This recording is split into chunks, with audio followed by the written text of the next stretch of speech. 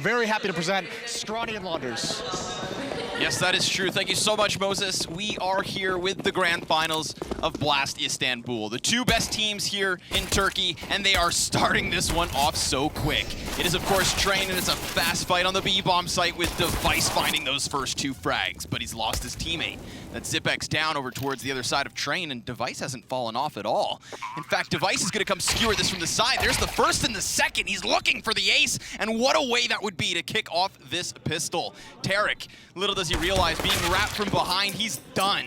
And Astralis will take round 1. It was still a clip at the end of the day. One of the most simplistic executes that you can have that's highly effective for most of the time, at least getting the bomb down, that simple run down the ramp, plant on B strategy that we see on Train. It's something that we're going to see more often than not, especially on those eco rounds, and just to rack up those dollars, but Device so close to getting around on that flank and finishing off the ace.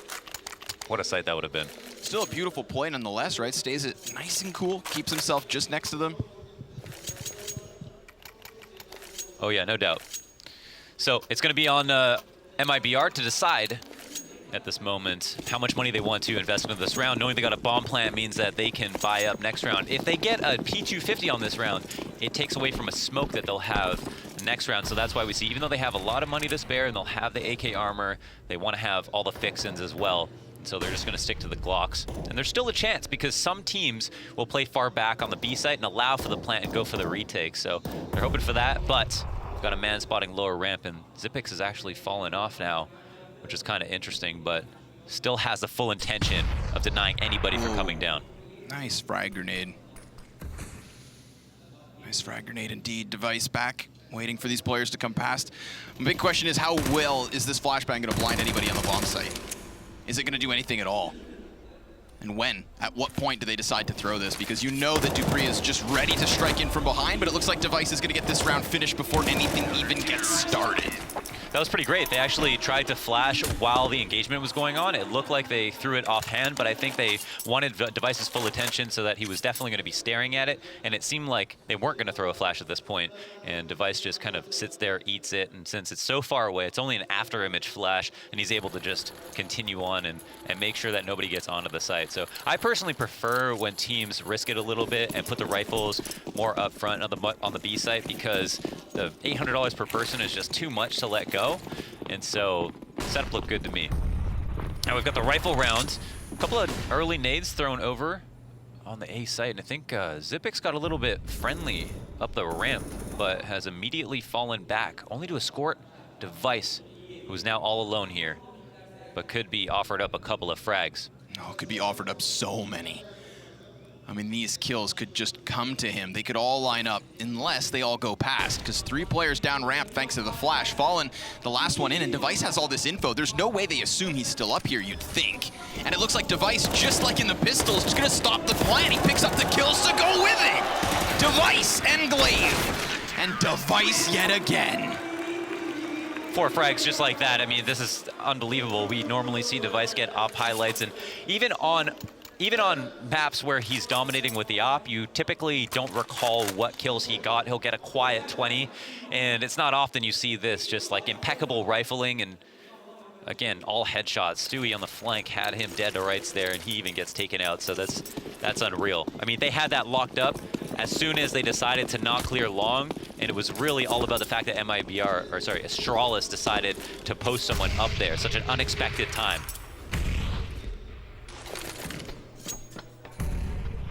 Round 4, and we're back on the deco. Only man to not get a single thing is Fallen, obviously, because he wants to save as much money as he can to make sure he can opt with nades. A lot of long ranges for these deagles. The primary positions, as was mentioned in the video explaining the maps. One of those being T-Con, another Pop Dog, which I personally like to call ladder. Yeah, that's true. I think it's a European thing. Yeah. But it's still nice and slow in this 1 minute mark. Hits the clock. And Stewie 2K's managed to sneak his way out into the bomb site. I mean, Device finally spots it, sure enough, but that could have been a big entry frag for the Tees that didn't try to burst off of. But Device again and again, he picks up these kills with ease. Astralis to the 4-0 start. This already feels very different, just Device in these first few rounds. I mean, when has he ever really been this explosive? This is like really amazing to watch, to be honest. Now, this is a map, obviously, that MiBR are going to be happy to play, but it's a map that Astralis have shown dominance on in the past. I mean, famously, their comeback versus Virtus.pro to win, the E-League finals. Their first major was on this map, on the T side with Glaive calling. It was kind of the first sign that Glaive was able to like rally the team to make a giant comeback, and ever since then they've obviously seen amazing results. So this is a map that it's just both teams are going to be very good. As you can see, like even Lurpus was kind of surprised at the way the veto fell into place. That at the very least, MiBR have a chance. I was wondering if we were going to see another Dust 2 game, seeing as they didn't ban it straight away. It could have been a choice for Astralis, obviously, picking up recent wins with it, but this was the big question mark, right? What was the trick that MiBR were going to try to use to upset in this? Because a lot of teams have tried to best Astralis at a BO3 as of late, and none have been successful. You've got to bring something special. Be cut from a different cloth. So teammate control is something that a lot of teams are taking instead of Ivy, and we can see that we have one player in hell just watching his back, but with T-Con control, if a team does go outside, they still have to take this. Otherwise, they're going to have to deal with someone in a very powerful retake position. And Dupree is not being shy whatsoever. The time is ticking down. Not much map control has been gained from MiBR, and this smoke getting reflashed is clearly going to be a thorn in the side of MiBR, who it seems like they want to get ahead with things. Really want to get their footing on this B site. They're going to have to go through fire if they want it. They're going to have to fight tooth and nail. And they will pick up one kill, sure, but Device, there's just no solution to him right now. Tarek, okay, gets something towards that A site, so a little bit becomes in question, but with Bomb in their line of sight, you'd think they should still be able to control this. It's a smoke for Fallen that he's going to be able to plant inside of. Although, 2 kills right back. Tarek nowhere to be found, and that's a defuse as well. This is Astralis with 5. They've just got it, yeah. I can't help but think that they had part of the MiBR's play right there was contingent on Tarek doing something within T main, but because Dupree was hanging out, he had to wait out that smoke. He probably had to communicate this information with his team who didn't know what was going on that side of the map, and I think if it was even something as such as a small fake, either way, it put them in such an awkward position, having to run down the map through the ramp through the Molotov. It's clearly not what they intended to do out of spawn. So it's been really good from MiBR. Done a great job not wasting time between grenades, refreshing the smokes as soon as the other ones go up, using Molotovs to pad the experience as well. And now it really seems like they're starting to get control of things, but MiBR are not out. For the record, Device currently 18-1. 5 rounds into the game. 3 times as many kills as the rest of his team combined. I'm gonna let that one sit for a second. I'm wondering if that's more dominant than we saw from the first game of the day with Xantares. The Lantaris. Yeah, it's definitely a competitive stance between the two. Glaive, his stance is just beneath that of Fur and Coldzera. They'll be waiting on each side of Pop Dog.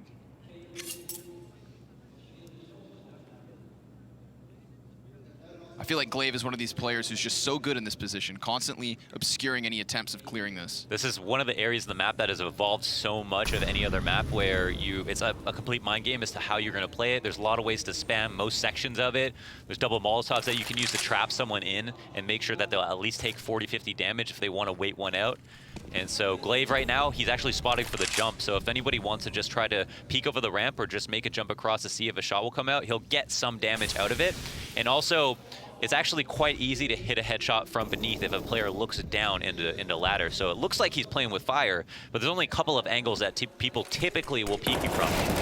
There it is, 1 and 2. Beautiful. Just as you alluded to, those headshots connect with what looks like ease, and Device will take 2 more. So welcome, Astralis. Two on fire. This is just a clinic. 20 frags, 1 death. Let's keep this going. Yeah, that's unreal. I mean, we want to see a record, right? I think I was talking about, oh my God, 20 kills, man. We're not even, oh, what the heck is going on? This is unreal. But yeah, as we can see, it just like falling right into him. Yeah. And and it looks like, hey, why didn't they had full nades? Why didn't they go ahead and try to throw some Molotovs down? Why didn't they do the full thing? Well, a smoke can cancel out all that. You know, if you telegraph your play too much, sometimes you can attract too much attention, and that's not good. Yeah, I think you painted that picture very well, Launders. Literally the moment they attempt to come downwards, it's just headshots and headshots. So what's the goal now? 35 to 43. It's not the critical moment where you're like, all right, we need Galils, I'm out of ideas. It's still only 6 rounds. Astralis are already on fire in this match, and of course that's after you win 5 rounds in a row. And I gotta say that Star looks good on fire. 268 ADR right now. Oh my God! I didn't even think there was a graph for MiBR. No, I'm pretty sure they had to paint that bar manually at that point. Gonna see this continuous aggression. Obviously, MiBR not offering much of a struggle with just these pistols, but nobody getting too ridiculous from Astralis either. If you have this dominant of a 6-0 start, then you don't want MiBR even finding any footing in this game. We saw a 16-0 on Dust. How about we see one on Train? You know I don't want that, neither do you. Yeah, of course. But if Device can pull out some insane ADR stat line, along with a close competitive game on Train, obviously the pick of MiBR. Insult to injury. Yeah. So I think we got a back 6 smoke. And Dupree playing up close at E-Box, one of the best players to do it. He's got to be very mobile in this position, and he loves playing by himself. He's got eyes on T-Con, so a couple of Ts actually get out, but with so much attention honed in on Pop Dog exit, it's just the easy cleanup. Sure, Fur gets 1, but he too taken down by Glaive, who at a distance just taps and taps away.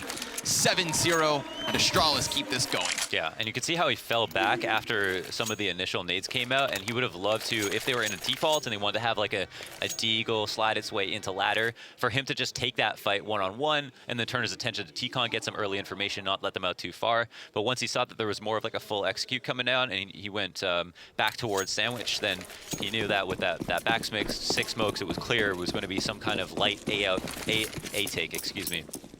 Now we finally got the op on Fallen, the man that a lot of us call the king of Train. Honestly, is in my opinion invented Ivy as just a portion of the map that he has just innovated so much on. And nice flashbang. He gets the shot out of Magisk, it baits him to fire, and then it's Tarek to just win the duel through smoke. Zipex's position's been abandoned. They don't want to fall into a 3 versus 5 here. That's a big rotation too. Everybody off of the B-bomb site. Yeah, this is tough. I mean, this is kind of a manic rotation. A lot of people are actually moving out towards the stack with ladder control, and they're going to go pick up Ivy again. Do MiBR play right into their read? That would be the ultimate travesty for them at this point. But they do have a man on flex now. Glaive gets pushed out of position. No one there to catch him, but it is kind of a risk to jump out of T-Con, so playing it a little bit more carefully. In exchange, they get ladder safely. Glaive's gonna get dangerous right on the cusp of T-Con. He's got 2 players on the other side of this, bomb and op included with Fallen. 2 towards Pop Dog, and that last man Tarek's gonna be lurking in through Ivy, but yes, sure, the smoke does fade to the favor of Glaive, picking up the first kill, dropping bomb. Getting the confirmation now because there's 30 seconds. There's 30 seconds for them to get out and deal with this bomb site, but again, they can pinch this still.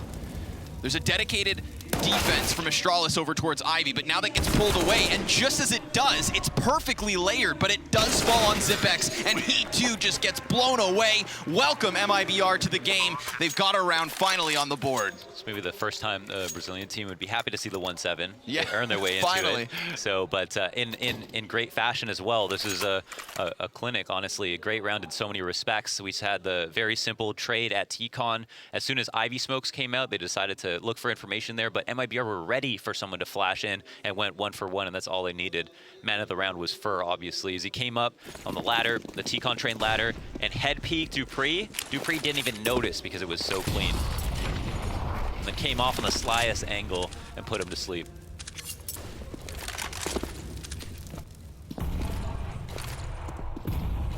And there it is, instantly taking it. It is so annoying to see that if you're on T side.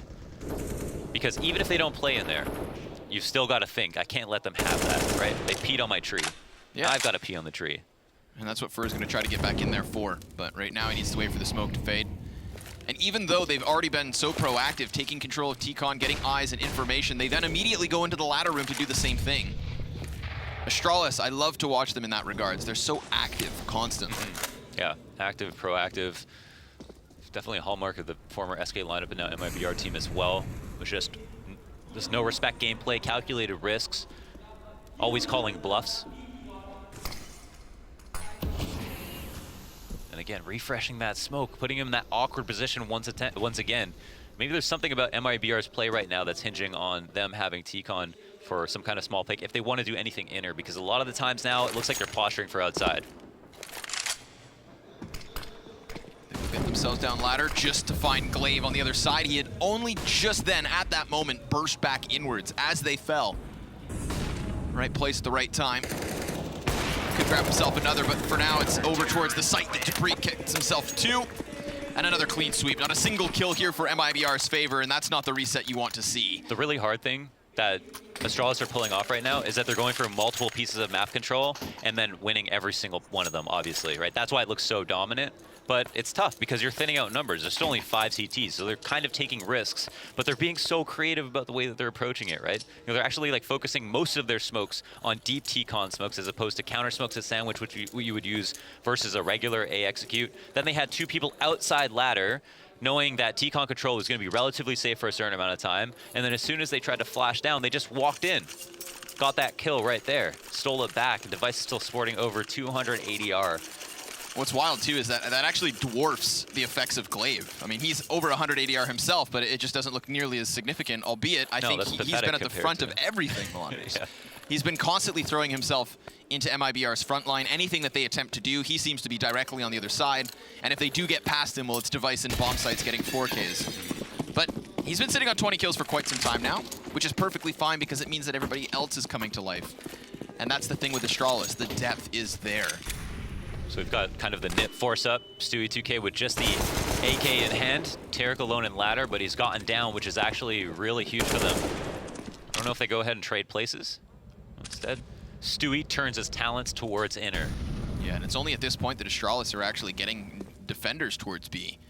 We've got Zipex over towards the oil tankard, and we have Device watching ramp with his op, but his attention being called slightly back, doesn't want to get caught out in the open. Pistol spam can still connect if you're not cautious. Sure enough, with a flashbang coming out, Zipex gets himself the first one, and he falls off to a more narrow angle. That's so hard for Stewie to duel from that position. Either you fall into the open arms, or you sit back and try to duel while exposed. Now, finally, we get an answer from Fur. It's 2 Ts up for MiBR, but they're being flanked already, and it's a cleanup. Plant all the bombs you want. Get a single entry, sure, but Astralis still have your number. A small consolation prize for sure, but at least they get that, so it might allow them to maybe think about those force-ups now that the half is pretty much run away from them. They've also got money left over after the spy, which you could factor in the bomb plant for that as well. So that's something nice at the very least. But clearly, as you're pointing out, Astralis are way ahead in this match, and it's not like this map is the train it used to be. You have to be able to put at least 6 rounds on T side together. So I mean, it's clear that MiBR's plan is not going the way that they expected it to. Throw this defensive Molotov, they can work towards ladder, but there are so many things that they have to deal with. And look, Magisk is playing, he's not even sitting in his chair, Connor. It's that easy. Of course, this is a new territory. Double op setup from Astralis. First, we've seen them swing it on this defense. See if MiBR are expecting this kind of a change-up. Fallen receiving a little bit of chip damage as he patiently waits for smoke to fade and patiently waits for a good reason. That's one of 2 oppers down, and I love the way that Fallen repositions, right? I love the way that we've seen since Yanko's inclusion with this lineup. I feel like MiBR function around him more than they did previously. I feel like Fallen kind of lost himself or didn't have the same importance, but now he is that mobile opper, and he's so good at cracking open bomb sites. Yeah, definitely that combat opper, that new term that a lot of people are talking about constantly, just the ability to make these wide golf swing flicks up close when it matters. But also at times very patient, like we just saw at Ivy. Now it's turned attention to T-Con, which frags are not always offered up here, but the execute is on. Yeah, it's just a straight up run out. I mean, it's not the first time Astralis have given up this real estate, given MiBR possibly a false sense of security. Because while they have been offered some footing towards the site, it's not that the defense isn't here. I mean, Astralis, they're ready for this retake, and before the bomb's even planted, they've lost 2 more bodies. Dupree's position known. Device as well has fired a shot or 2, and Z Connector's still in firm control, and all the while they're winning these duels, they still have that continuous wraparound from Glaive. What could be the nail in the coffin is that flank. Stewie dropped, and now coldzera's down with him. 5 deaths versus MiBR, and Astralis only lose 2. This is continuing to look very smooth. Yeah, it's dominance, and yeah, they're knocking it out of the park in every single category. I mean, it seems like MiBR have some ideas of how to take things, but the thing is that Astralis are a sharper blade right now. They're able to call out on reads what needs to be done. They're also able to respond to grenades and map control takes. Like whenever it's either ladder or T-Con or Ivy, it's just like too much time gets burned off the clock as MiBR try to sort out what might be best, whereas Astralis already know. And those seconds are what are forcing MiBR into bad decisions and making it a lot easier to seal up clean rounds. I also feel like MiBR weren't tested in their positions last round, and oh my god. More headshots aplenty, pistols up close do nothing. There was an AK, sure, that Catalyst rifle in this one, but it doesn't get much done. Just a single trade. Device will take another death, but with the kills that come with it, I'm sure he doesn't mind. 23-4 is he. 16-2 for Glaive. Yeah, it's gonna kind of becoming kind of a contest, I think. I feel like 380 on this round. Glaive was probably like, yeah, Device, you're doing so great, man. I can't believe it. Thanks for carrying me. But on the inside, he's like, yeah, I'm getting close. I might actually overtake you in this match. Device, just stay in spawn this round, all right? Yeah, why don't you chill out, man? You're doing too much work. Astralis putting on quite the show. And I'm excited because we got ourselves another gun round, so if MiBR have any chances at all in these final few rounds, this is going to be our chance to see them. This is just a clinic, man. This is a monster performance from Astralis. Looking as strong as ever, and the 2 players we are highlighting just now come together for a kill apiece, as you mentioned, separate parts of the map. Like, this was a total gun round, and you look at the amount of damage that's been dished back to Astralis, it doesn't even look like that. coldzera replaces the Feet of Fallen, both of which were just there in smoke. Glaive potentially assuming that they had departed, but they just traded places. And I love the way that Glaive stays so far forward. I don't think there's many players that just float alone like that. It does cost them this time. Fallen finds him. Cold's got to be cautious at the flank. There is that wrap up now from Zipex. He's feeling a little lonely at the B site, and he's looking to dance. 2v4 situation, wouldn't put it past 2 of the best players on the planet, but got a whole team on the other side, so. Yeah, once this gets moving forward, I think that's when Zipex strikes. Sure enough, comes wide, doesn't get the kill to coldzera. That's 2 beautiful headshots that puts it on Fallen. He's gonna have to lead by example, and he could, unless this peek from Dupree gets it done, which it does. Astralis with a 12th. And MiBR still looking lonely on 1. There was a moment there, just a shred of doubt that Astralis were actually going to take that. If Fallen made his way around the corner, maybe took 1 or 2 bullets, but then the position of Dupree was known. Maybe he resets that 1v1.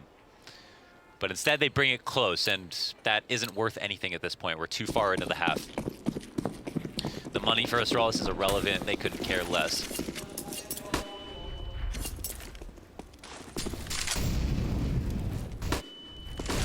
We have it on default setup once again. coldzera's making his way across upper. Don't know why that Molotov went down right in front of him, but he goes for the fast entry, maybe to make it seem like they were gonna slow it down, I'm not sure. Trying to play mind games with timing. Magis gets blindsided. Glaive's got a good position to try and lock this down, but he can't finish the spray. The frag won't get much done either, and then he falls. This could be a second for MiBR unless Dupree just throws a total wrench in the works because bomb's not been planted and he's already here to fight.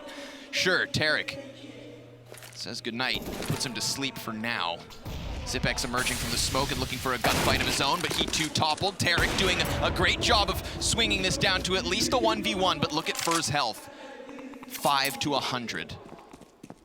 He might honestly be relieved to hear that it was an op of all things, considering his HP, if it's not known how much he has left. And again, a total reset of the situation as he goes back to Whitehall's and can pick a site. Device can play middle of the map. That's a solid play. It's kind of on Fur now to get the bomb down. And depending on what he does here, can have a good chance of winning it. Oh my god, he's not going to plant. Oh, he just gets caught in the movement. Yeah, well, caught in the movement. Yeah, he's falling off. He could have waited there. It seemed like he knew Device was probably going to be in Z. Didn't want to put the bomb down knowing that he'd be that close. And obviously, if it was a second later, Device would have walked right into his crosshairs. But Yeah. why did Fur go so far is what I wonder. I feel like I Fur think to not make noise falling. or just sees his shoulder in the process of falling down. And I mean, he knows. That's a face of someone who knows that was a mistake. Yeah. A crucial one as well. It would have doubled up the score of MiBR, and they'll have one final chance to do so, but they have the chance, not the money. That's true. Yeah, that's definitely half the fight. So, one round less that's happened. It's a grand final, Connor. I'm not gonna. I mean, I'm gonna sugarcoat it. I'm not gonna put it past MiBR to put this one together and keep it competitive. Greater comebacks have been had. I watched QB Fire beat Mouse Sports on a comeback like this. Yeah, but I didn't see Vince eat a boot, so Yeah. did that match really happen? Still waiting. Tried to cut corners. Astralis are cutting MiBR down right now. Double op setup back up here for the Danes. Looking to put a 14th to the board. Fast exit. T-Con has been quite predominant in these A plays. Smoke goes down at the feet. Zipex will be tested with a multi-frag, which he does not get, only one. And Device, being caught between smoke grenades here, has afforded this plant for MiBR. They still have presence over towards the A site. Remember, Fur got out very early on, and he still resides just outside that T-Con. Interesting as the clock ticks down. No one making movements. Dupree late to respond. Wants to go up the ladder too. He's being very aggressive about this. Just trying to bang frags around, just trying to distract maybe. I mean, even if he calls attention, that'd be great. But now it's 2 kills back for the favor of MiBR. They have a man advantage in this after plant. And you do see the CTs just trying to get desperate here, running forward, blanketing it in smoke, and just jumping on the bomb. It's a desperate defuse, but it's nearly there. Fallen will deny it for a second, but still not the best of halves. 13-2 to the favor of Astralis, just proving they're good on train. No matter where they end up, Launders, they just look like the best in the world. Yeah, it's true. I mean, it's a map that they've adopted as well. They are masters on it, and at a certain point, even past SK, you know, in their prime. So as much as MiBR look solid on it, or in the past, can expect that this is, you know, something that they've probably wanted to talk about playing in the future. It's clear that they still have a lot of work to do, but it really feels like it's the finer things that are pushing Astralis past them in every single round and past every other team, to be honest. You know, it's really just about having just such a solid game plan and knowing how to execute on things. And I hate to generalize, but it's hard to be very specific about these things, but we're in a game now, you know, 6 years in, where things have become so refined, it really is about those smaller details. Pistol round out right now. Molly to back 6 to assist instead of a smoke for the players to come up Ivy. Then they put down their own smoke to the left side. It is still a bit of a smoke trying to obscure this. Fallen, ready to receive, but it looks like Astralis are going to try to make the most of their opponent's smoke by going into the train yard itself. It's the flank around from Stewie and a push up from Fallen that doesn't net him a second kill, but still leaves us in this 3 versus 2. Zipex, having wrapped around from Ivy, can't connect the headshot, and maybe Glaive comes to help, but he's gone. So Glaive finds himself alone, and then Stewie just slays him. MiBR with at least a chance to improve on this atrocious scoreline. Yeah, they gave us something. Let's make a game of it. I would definitely like to see, you know, them. And the thing is, Astralis in this series, so in this tournament so far, we saw win 4 pistols today. You know, that was a big deal for them. MiBR, on the other hand, they started out in the first couple of months winning 80% of all their pistol rounds, and then suddenly at the major lost, you know, 4 when it mattered, and have continued to lose more. So it's been one of the strangest weaknesses that I think they've had to deal with, because in the best of ones, when they were able to just pull out a pistol or two, they haven't had to play that many more rounds to win. You know, they've only had to do a fraction of the rifle rounds necessary. So it's the half deco for Astralis this time. Nice flash grenade. Zipex gets one fully blind. MiBR are losing bodies and giving up guns. I believe that's a FAMAS soon to be retrieved. On top of the MP9 of Zipex, Glaive denied up close. The ump good for a single kill, but now it falls to Cold and Stew. And only Cold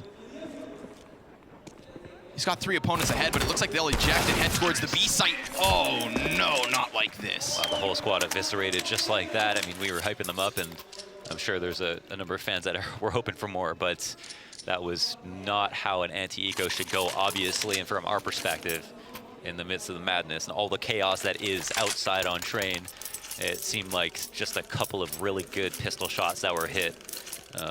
There's obviously ways to mitigate that. You know, the ways that you throw grenades can at least buy for time, but I think at the end of the day, they would even expect of themselves to straight up just win those duels. Yeah. I mean, it's not like they're complete and total utter underdogs. You're still talking major champions across the board for MiBR. They are players who at the end of the day can aim, but Astralis get the best of them in the previous round. The 17th swings things back. Tarek not scared off of this position despite the utility. Oh, that was great timing. Tarek tried to wait as long as humanly possible for that flash to pop, and Glaive just waited him out just an iota of time more. That's a big kill for Stu. He just grabbed the ump and he gets behind them. I mean, we saw Device in a similar situation when they were on that CT side, but luckily the threat's been cleared for Astralis, and as has the Z connector. 2 kills quickly, and another from Magis. The last man's revealed himself, and there's nothing he can do. Nothing at all, other than maybe another kill. Lucky to be alive at 8 health. Fur wants an upgrade from the MP9, but Device already quickly behind his teammate. So 15-3, 12 points the difference in what has been an incredibly fast first map. Yeah, and Astralis want that smoke right now. Every single fight, they're going to go ahead and take it, because why not? They basically have nothing to lose. They have so many rounds to work with. And even if they lose a couple, I mean, this is the time where you take risks, considering if it gets later in the half, and let's say MiBR mounts some kind of comeback, at that point playing standard, or not playing standard, might feel too scary. So a couple of phases of rounds that need to be conquered for MiBR on this long road back. Getting 5v4 is obviously a good start. Yeah, but Astralis, they know they have rounds to play with, so I think it's for that reason we see this just utter aggression on both sides of the map, which hasn't gotten them past the line of defense just yet. Scout shot's good to damage Zipex. He drops to 15. Still, this bomb could be planted. There's no utility here for MiBR to try and stop it with frags or fire. So sure enough, the retake will be on. And 2 Ts have already ejected their way up back into the upper halls. My question is, does Stewie just get blindsided? Yeah, absolutely. Device goes for the peek and there's nobody there to cover. While Tarek does spot Zipex beneath, that's just a ruse. It calls the attention, and it seems like this is it. It seems like Astralis just dumpstered MiBR. Oh my god. 16-3 on their own map choice. The opening map of this series very quickly swings their way. And wow, what a clinic from the best team in the world. That was the best team in the world, you have to say it. I mean, it must have been demoralizing to be on the team. This is where Yanko comes in, right? Just hypes him up. I mean, in general, they knew what to do. They know what to do moving into the next map, but it's really about getting the spirits high, making sure that the calling is decisive, and they just have to punch way above their weight right now if they want to keep up. Yeah, and that's always the way it is with Astralis. You have to bring your absolute best. And so we'll see if they can do that in the second map, folks. But for now, we'll go to a break, and we'll see you on Overpass. Copenhagen! Let me hear you! SK Gaming are your Blast Pro Series champions!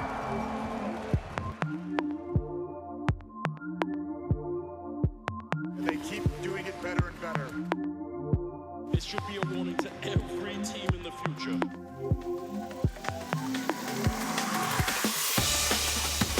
Oh my god! Oh, what a headshot! This isn't real life, it's fair. Cash is king. Hold up, because daddy's home. It's gonna be such a fun day.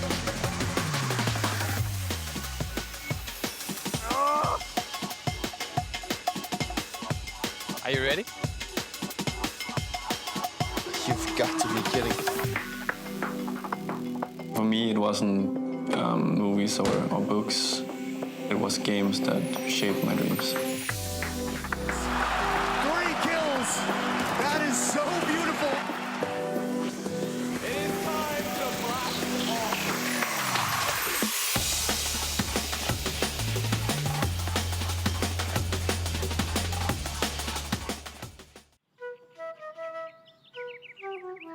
you feeling about your day off?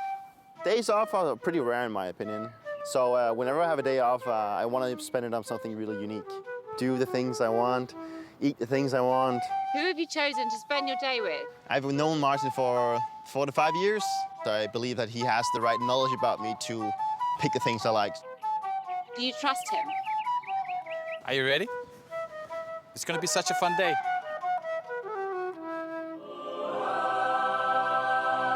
Yoga?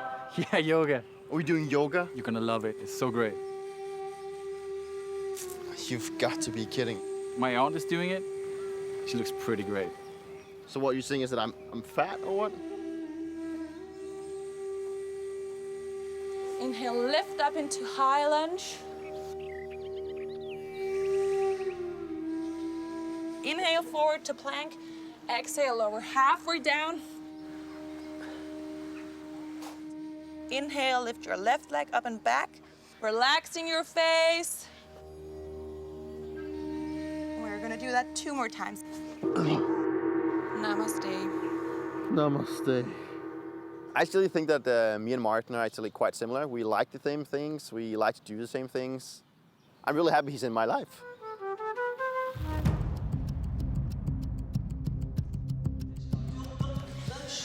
Welcome back, everybody, to Istanbul. Blast Pro Series Grand Finals Map 1 has just ended on Train, and it was a blowout. It feels like I was just here 5 minutes ago. That was one of the most comprehensive victories I've seen since Astralis 16-0'd MiBR. So we've got Kiyoshima in place of Tommy, which is unfortunate. I would have really loved to have taken pleasure in his pain. Christine is here as well, and I mean, I guess let's just start with, how's everyone feeling about that map? Oh my gosh, that ended so fast. That was so fast. I wasn't expecting that. What happened? Like, as an all-pro, you mentioned this was going to be long range, and I guess the most impressive thing that we've seen in that match was Device getting 20 kills in 6 rounds. Yeah, I mean, I think at the end of it, you said he had 35 kills, right? Yeah, 35 or 34 kills at the end of the map. Yeah, he was hitting every single shot. I know we were gasping at that ladder shot that he hit, I think on Fur or something, running back to ladder. Yes, jumping across. Yeah, they weren't missing, and unfortunately, it's pretty hard to play Train if the Device is dropping 40 kills. It is a long-distance map. Unfortunately, Fallen never got it going, and they never had the economy. They just did they plant the bomb twice, maybe in that half, if that? And so they never built up any sort of economy. And in Counter-Strike, especially when you're losing by that huge of a margin, you start to make desperation plays. Your superstars start to over-peak a little bit, and everything just kind of falls apart. And it takes a lot out of the in-game leader to gather your troops around again and recompose yourself and bring it back. And usually we do see MiBR bringing it back. But they did not today. They haven't found that quality in this lineup of MiBR yet, have they? They still have. They did yesterday, slightly versus NIP. I mean, they were down by quite a bit, and I was impressed by the way that they were able to bring it back and at least tie it. I mean, I believe the score was 15-9 at one point, and so it is pretty hard to, when you're down by that margin, to bring it back, and it takes a lot of composure.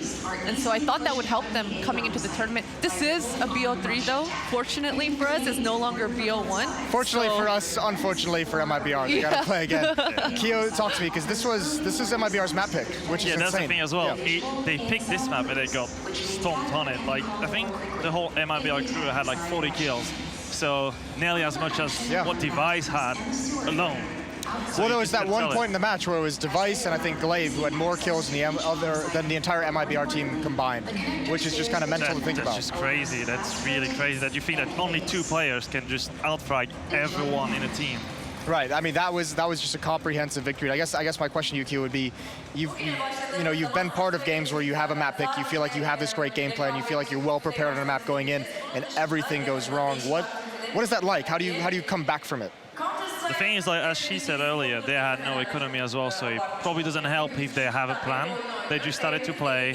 They probably played their game at the beginning, got a bit stomped on it, and then at some point, probably at like 7 or 8 rounds, they're like, we don't have any more solutions.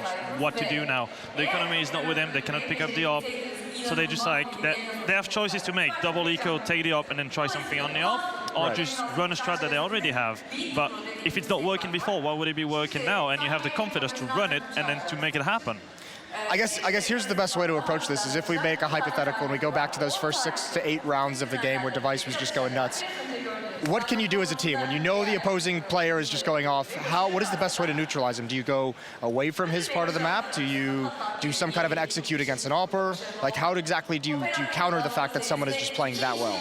I mean, I think you could definitely see in the beginning of MiBR's game plan, they were prepared. They did come in with some sort of plan, and they didn't expect Device to be just death matching the whole time with an insane ratio, right?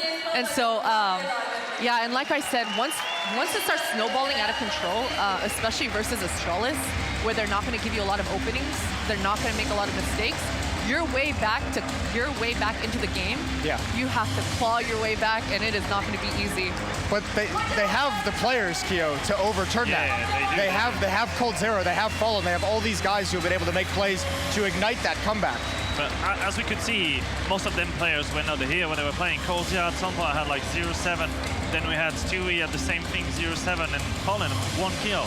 Like, what can you do if all your stars are not showing up? If the AWPer cannot do anything, the 2 stars that you have cannot do anything, what to do? Like, you probably like, on the team speak, and it's probably silent, like, what we're gonna do now? I don't have any solutions.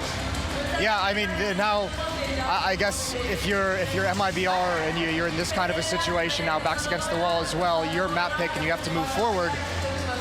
What do you, I mean, how do you tap this next map? The thing is, like, you just forget about what happened. Literally, that never happened. Like, we're just gonna play 2 best-of-1 right now, and we need to win both of them. That's what they should think. Don't forget about this one. That never happened. They couldn't do anything. They couldn't do anything. So is it that easy, though? Is it that easy to just forget? It is. If you're a great team and if you have the great mentality, you will forget about this one because nothing went their way. So there's nothing to take out of this game, really. Yeah, well, in case you weren't tuned in right from the start, we had some highlights up on the screen just very briefly to go through, but it was basically just an Astralis frag movie, which is crazy to think about. And this was just domination from start to finish, and even starting out with that M4. And you might be seeing a lot of Device highlights throughout this one. And that becomes the question now, is moving forward, do you feel, I know you're saying forget this one, but do you start feeling going into the second map, which is going to be Overpass, do you start feeling like you have to do something specifically for Device? Do you start feeling like you have to like overthink those kind of a situations? I don't really think so, because maybe he had a great time on this, like on this map. He really had a great time, but it might be different on another map, and they're probably gonna approach the other map differently. They have a different game plan. It's a new map. It's a new start, we can say. A new start in a way, continuing, this is a couple maps now. I mean, what, this is the last few times we've seen these two teams go head-to-head. It's what, 3 rounds now in the past 2 maps that MiBR has actually put up against Astralis, which is, I don't know if I've ever seen the 2-map series that dominant. So, yeah, but on the other hand, you know, MiBR was, I think, like the first team to change everyone's minds in a tournament aspect. They were, I think, LG back a few years ago, and they got 16-0'd in the group, and they came back and ended up winning that tournament, and it shocked everyone, because everyone counted them out. And so they were kind of the first team to keep preaching to everyone, you're not out until you're out, you know, keep your head in the game. And so I think they will persevere and make it an interesting second map. We all keep the same mentality, that's the question. Yeah, how hard is it to hold that mentality if, you know, you go down 5-6 rounds at the start of the second map?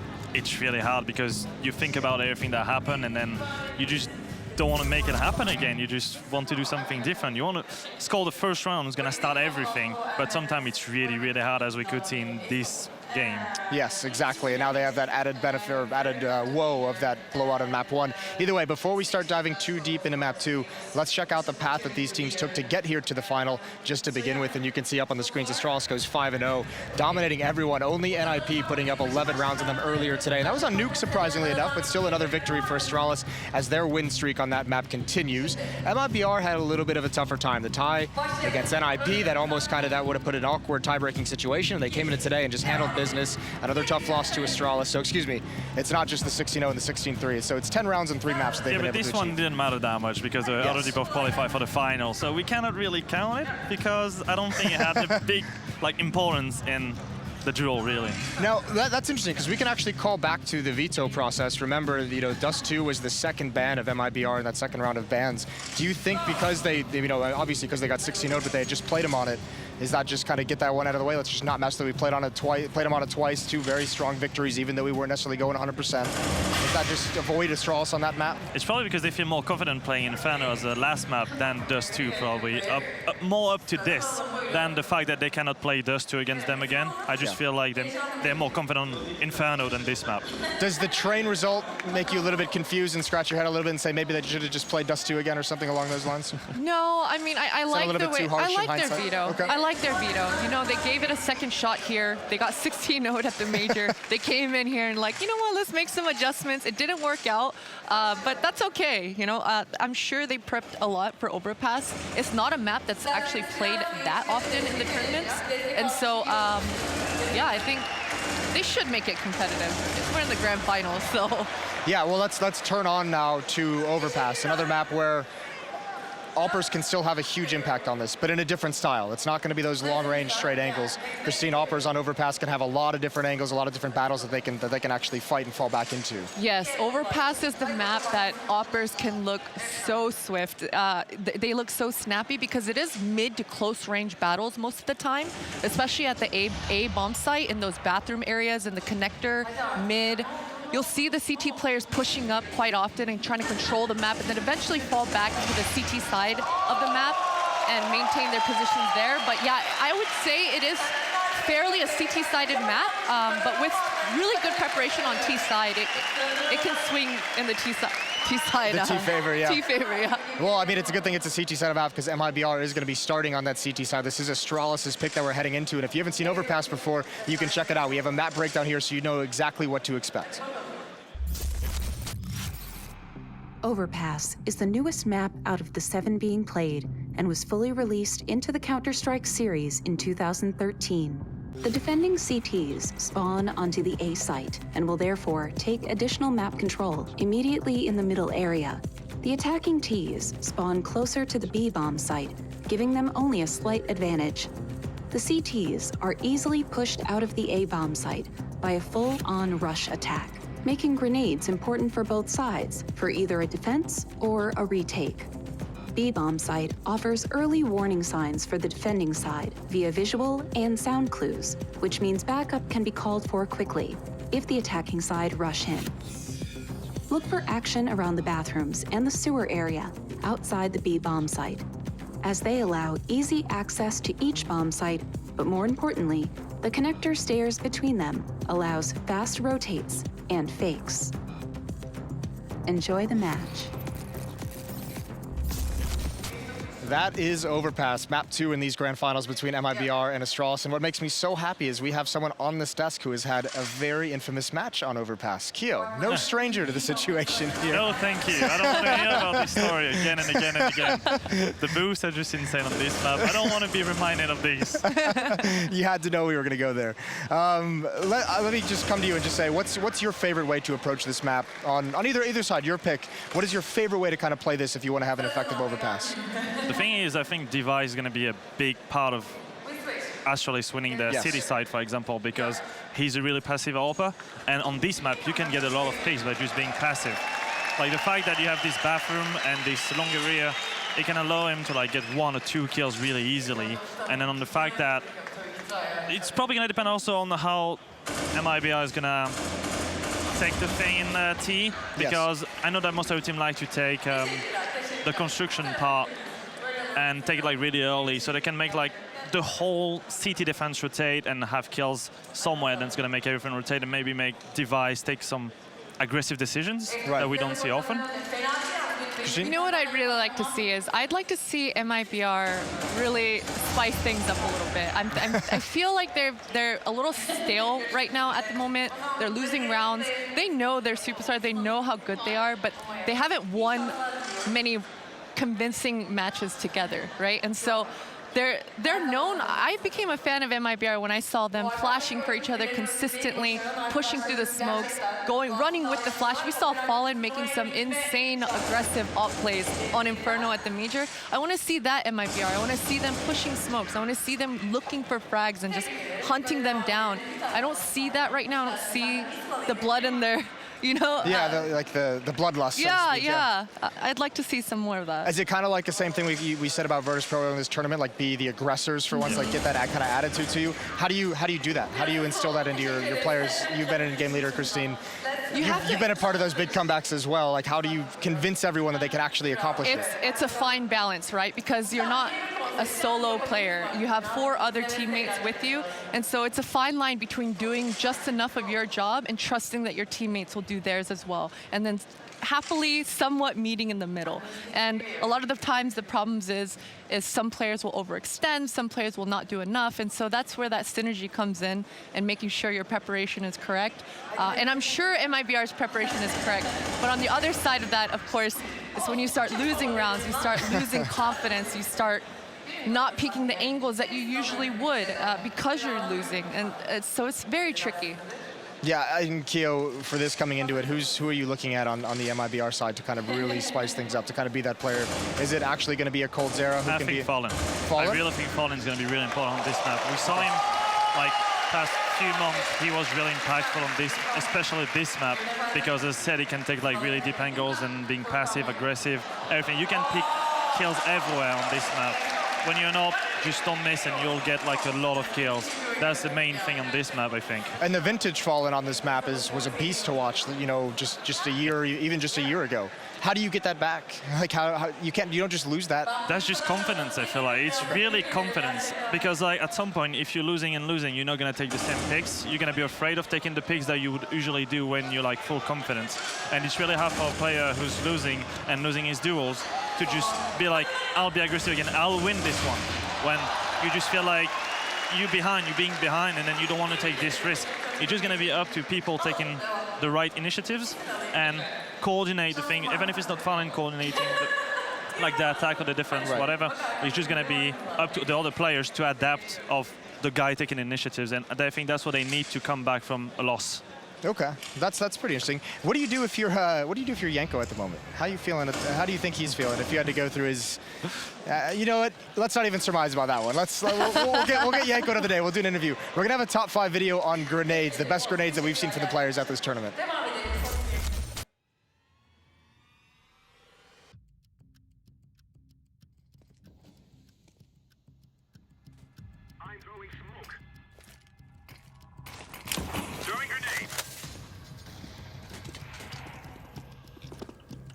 I'm specking, man. Up highway. Highway bomb. Oh my god. Dead. Calm down. You can off that. Smoking.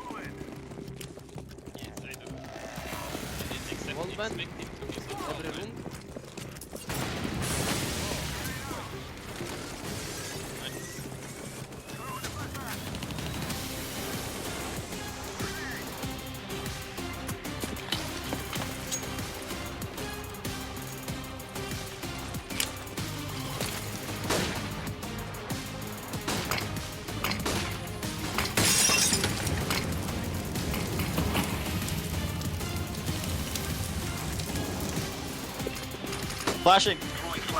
Not going through. Stick it. He's in mid. He's mid. There's only one poke then. It's your graveyard. Stick it. Stick it. Stick it. Stick it. Cherry. Oh no! I got it. I got it. I got it. Oh my god! Guaranteed Tarek's not that happy at the moment. It has been no fun for him so far in these grand finals, but map 2 is going to be a different beast. This is where we'd start to ask you guys for predictions, but I have a feeling that both of you would just say Astralis, so we're going to go the other way. We talked about Fallen. What can MiBR do to win? What are their win conditions? Not necessarily individual players, but what can they do across this map? Who do they need to neutralize? I mean, they need to neutralize Dupree, Glaive, and Device. These 3 are on fire. I'm out. All 3 of them. All 3 of them. And actually, I think Fur and Fallen need to find their rhythm, find their game within this game, and start hitting some shots, feeling how the game is going to go, set the tone really for themselves, and that should help them. I think we talk a lot about Device. But if you look at the map they just played, Glaive had some great impact as well. He had a lot of kills, a lot of multi-kills actually. And on this map, coming on the Overpass, Zipex is a really good player in B.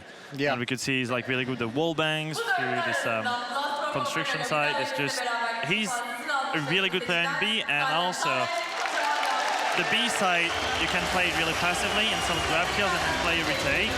And I think Astralis are really good at doing that kind of thing. So if you put this map, for MiBR to win this map, it's going to be a really, really hard task for them, and they're going to have to play their A game right now. It's going to be fun to watch. They do indeed need to start coming out on fire here on Overpass and play their A game, as Kyoshin has said. Either way, we're going to go to a commercial break while the players get prepared and all set up. Map 2 of the grand final is coming up right after the break.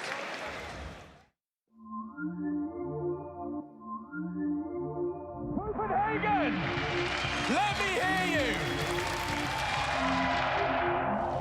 SK Gaming are your Blast Pro Series champions!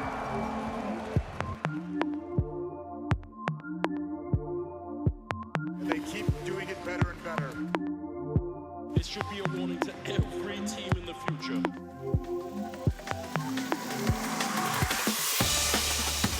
Oh my god! Oh, what a headshot! This isn't real life, it's fair. Cash is king. Hold up, because daddy's home. It's gonna be such a fun day.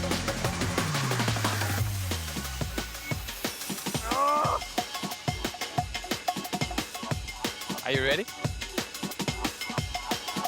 You've got to be kidding. For me, it wasn't movies or books. It was games that shaped my dreams. 3 kills! That is so beautiful! It is time to blast off!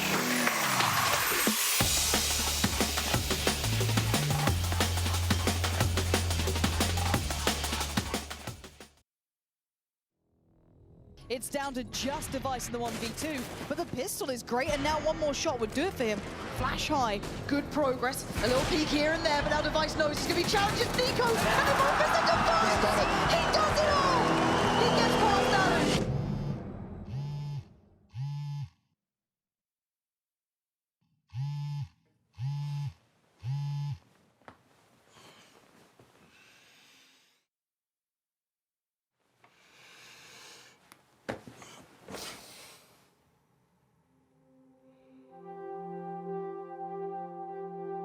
For me, it wasn't movies or books. It was games that shaped my dreams.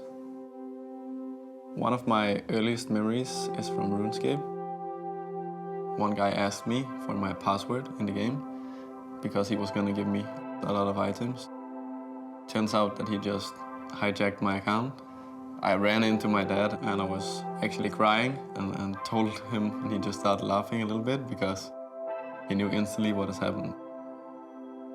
Every time I get an offer that sounds too good to be true, and I think back actually, and I remember the moment. It's very clear in my head.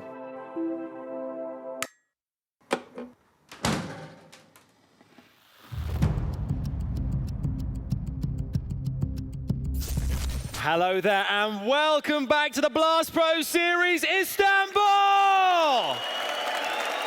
Yes! All right, here guys, here at Blast Pro, we are all about action. We're all about drama. We're all about suspense. We're about to go into map 2, and after this map, we may crown ourselves a champion. So we need to really take it to the next level in terms of drama.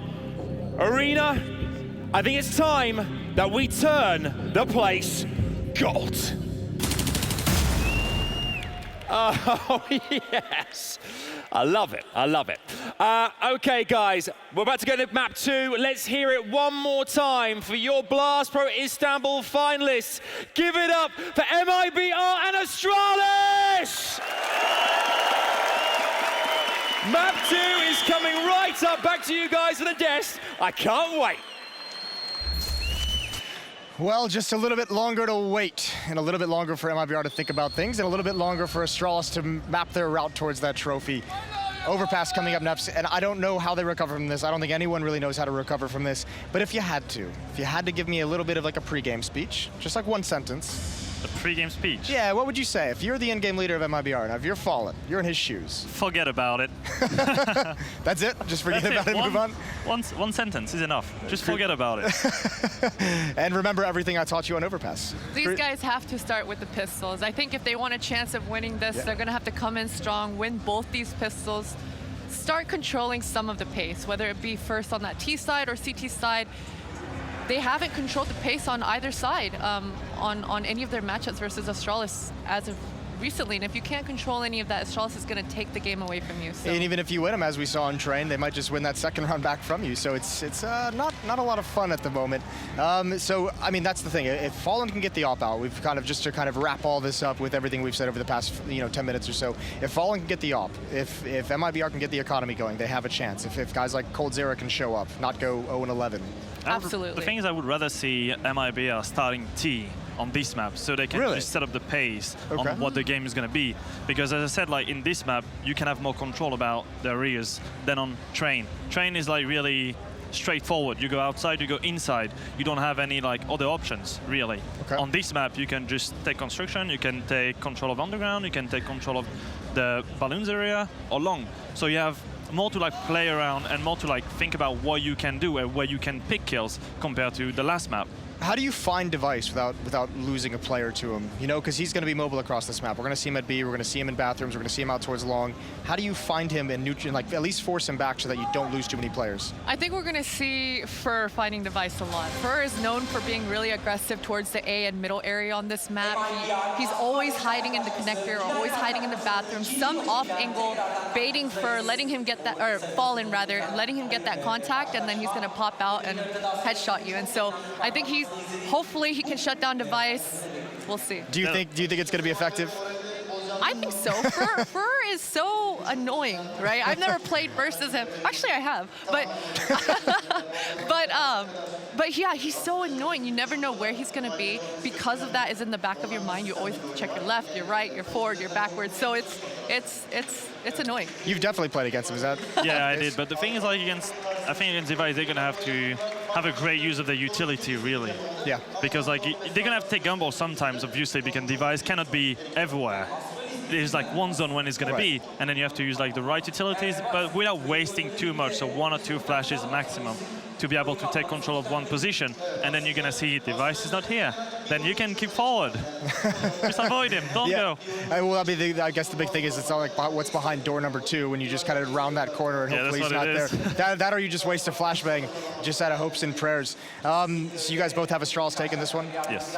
Yeah, it's going to be pretty handily. It's going to be a close game? I think it's going to be close. I think it's going to be close. I'm going to call 16-11. Okay, Kyo, and you want to go? I'm going to say Astralis as well. Close.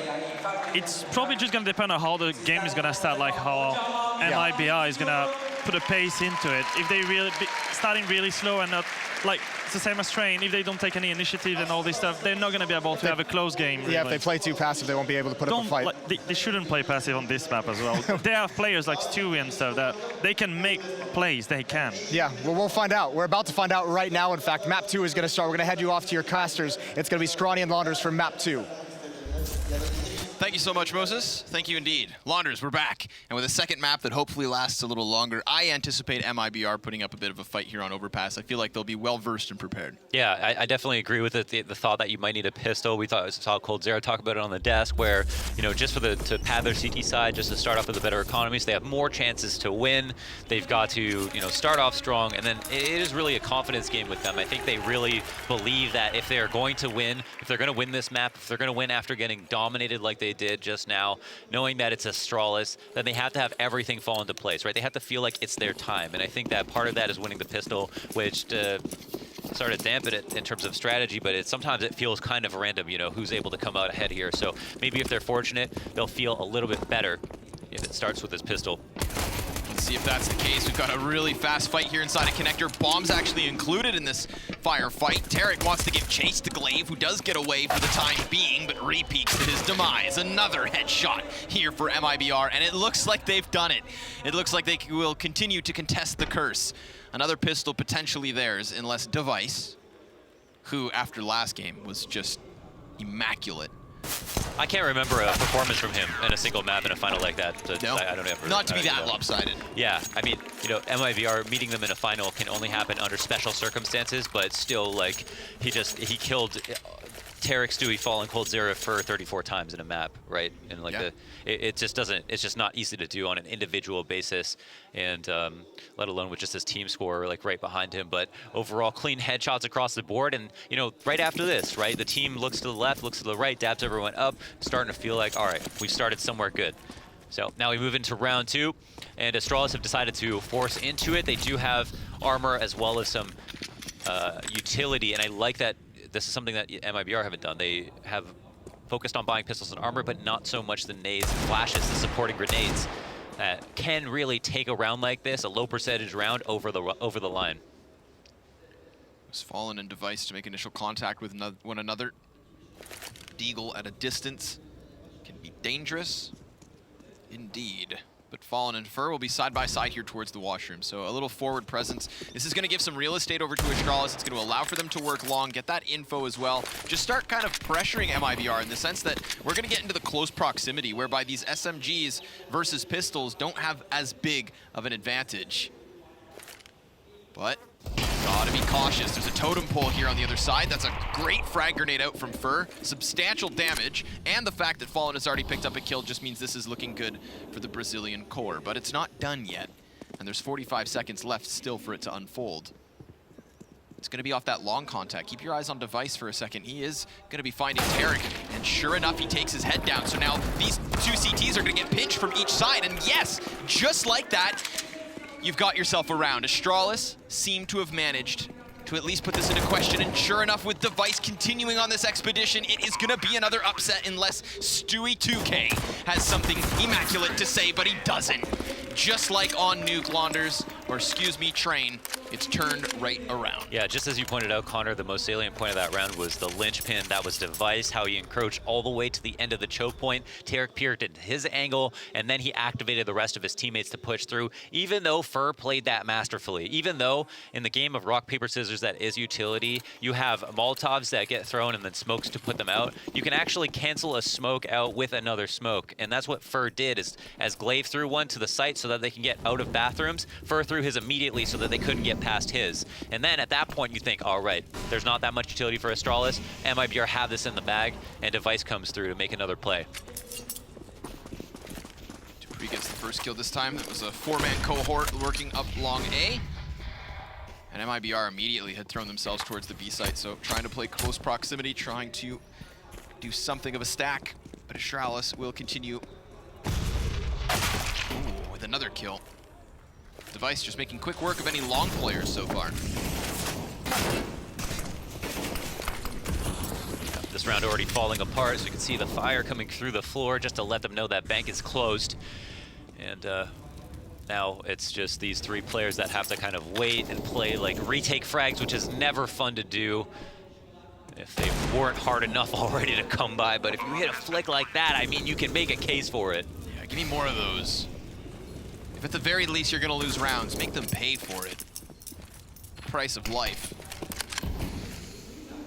But long the approach is a very common thing to do for terrorists who want to come up on Overpass and make sure that they have the least chances to lose. If they want to just group up and explode, or they want to move the round along quickly, it's actually really nice when you can have your back against a wall at any time, and that means being on either the left side or the right side of the map. So if you're over at B, you can go on Monster, and everybody swings out. Nobody has to worry about crossfires, or like on Nuke, when you come out of Squeaky, you have to worry about Heaven. Instead, you can just kind of back to the wall. There's this one close left angle, and besides that, they can swing out together, all look at the same stuff, and make sure that they trade. And it's a clean round for Astralis. Overall, they lost 2, but they could afford it because the SMG players. So, what'll be the case now? Stewie's gonna be able to recycle his UMP, which is something. I like that on the pistol. They were controlling the middle of the map. That's a very important part of the map, obviously. Just denies that 7-second rotation offered up from the stairs that is otherwise, you know, over between 10 and 15 seconds if they want to go back through spawn. And that's something we'll see teams do on select rifle rounds, because it is kind of a precarious spot to put CTs in when they have a lot to lose. But if done right, can have tremendous impact. We're looking for more tremendous impact towards long this round. continuing with what has worked already, but there's a little bit of a slight difference. Stewie 2K up here towards the top of washrooms with a UMP. A little bit of firepower. Is good enough for a single kill, and he knows there's others out there. So he'll just hope that they trickle in, and substantial damage, whether that be from him or, of course, Astralis' teammates. What's substantial is that Glaive sits on a low bar, and that the rest of the pistol players still up for MiBR can get something done. But Astralis will take a breather, pump the brakes. They've got a minute 10 to do so. And in the meantime, MiBR, they'll wait for no man. Looks like they want to make a play towards bathrooms, or at least find the safety of the cover, because with these positions, they can actually stop the cross, which would flush coldzera out of the bomb site. Cold can just stay here. Unless this happens, a full extension from Dupree. Nobody's able to stop it as Tarek has a more passive angle, and he's all alone now. There's plenty of targets to come his way, but there's also one behind, and that's really going to spell his demise. He knows he's in the open, and so Astralis will take a third. Yeah, and that's how you play an anti-eco, right? They do it once again. They go for long, and Stewie did as much as he could, you know, put in like almost a couple more dinks. I don't even think he knew because he was blind, but he still did all that damage, and the round was closer than they thought. But the other important part of that is the fact that they leave Zipix out by the stairs, and he's there to listen if someone decides to run up, if the CTs decide to go out there out of spawn, but they don't want to go downstairs to check because of all those close angles. Then instead, he waits for them to retake A. And also, all of these players that are left in A, since they go long, are now in the fishbowl. And everybody from the T side that's swinging out long has so many advantages peeking into the site that they are relatively safe, even though there was an overstacked area. Now we have all of Astralis congregated towards B outside with the bomb, and smoke's ready to go. Do you know what's coming? I'm gonna say an execute. Yeah, certainly feels like it. You typically are not gonna want to let go of the other half of the map unless you're gonna do something like this. Let's see if it works. It's got Stewie in an awkward spot. He will extinguish the flames at his feet. coldzera by his side. And Astralis actually haven't made much progress past the monsters. Stu will drop to the fragmentation. Obliteration, the first man in, and Tarek's now here to support. So we do see MiBR trickling downwards, and we see Astralis limping forwards, but they haven't really sustained much losses in the form of casualties or damage. In fact, they plant in this 4v4, and there's so many players on this site, it feels like there's 8 guys here. Zipex device, they're gonna be getting these kills. Finally, we see that big clash, that crescendo of kills, and they all belong to Astralis. Call it the Kalashnikov. Yeah, for a reason. Yeah, they just crunched them on the site. Everybody folded. And we're going to see later in the next half the way that Astralis play the B site versus executes. The smoke they drop is actually similar to the one that we see right here by the pillar, and it connects with the barrels to make sure that you deny vision. But as we can see, because the smoke was actually offset a little bit, Device was offered up a headshot angle to go and peek the player that was going to go and pit. Normally, as a CT smokes that, then they're going to be able to kill the planter or make it really uncomfortable to think about planting because that area, that part of the map is uncontrolled. But Device was able to exploit it. This is the fast one. They're just throwing themselves into short water, trying to contest, but the counter flashes here from Astralis were fantastic. You saw how blind and cold truly was. Device caught in a bit of an overextension there. Didn't expect Fur to be behind the water, so he's fully exposed. A wide angle, wide swing. Costs him his life, but it's not going to cost Astralis this round. They've retrieved bomb, they've moved it towards B and cleared everything out in the meantime. So even the bomb carrier knows it's a sprint, but a safe one. Absolutely. You know, one of the intangible things that is always referenced by analysts and pro players and everything when they're trying to explain like what the feeling was is like this thing about confidence, right? And it's so hard to quantify that and explain why that helps you win, along with momentum and other words like that, all these, you know, word clouds, words that we use in Counter-Strike. But the thing about it is that if you have low confidence, you make decisions slower, you aren't sure about your decisions, right? If you have high confidence, you can move at a fast tempo, you feel like you're gonna hit your shots, you're not scared to do things, and all those things factor in to help you win. And I like that Astralis here are keeping that high tempo and making sure that they explode quite often. I think they're abusing the fact that they had such a dominant map 1 and just trying to bleed that into map 2. So every round they win by exploding, MiBR just get less and less confident. You know, they start to question themselves more and more. It makes it harder to stay coordinated when there's so many smokes and flashes and Molotovs cascading over the site. And instead they have to think about like just getting a lucky hold, right? And then instead they get dominated because Astralis are feeling it, already on fire. And even when they burst, I love to like think back to what we saw with that last gun round over towards the B bomb site, whereby Astralis, because of the smokes and flashbangs, they held off for a second. Stewie was inside his own smoke, he thought he was safe, but then 5-10 seconds after this delayed push, we get that big flurry of frag grenades, and off of that, it's the explosion, right? It's a burst and it's quick, but it's well timed, it's intelligently timed. And you saw the end result. A round for Astralis, 5 in a row now as they are on fire officially. Double op setup. Fallen and coldzera. Said it before I could. Going to be definitely the focal point of this map. Especially now, late in the half adjustment. And Astralis aren't going to poke the beast. Instead, slowing the tempo down, waiting to see if there's any movement from MiBR so that they can react. And instead, the clock will simply bleed down. Still plenty of time left to do what they need to do. But it's at this point where MiBR, who have used some grenades, are going to start thinking about falling back, and that might be the worst thing they can do. I feel like Fur is incredibly alone here, very much isolated. Fallen would be the closest form of support, but because he as well is on his own, his attention entirely allocated over here towards Party. And, well, there's a smoke up in his face, but he's going to have to get CQC. And that's as close as you could get. He goes right past.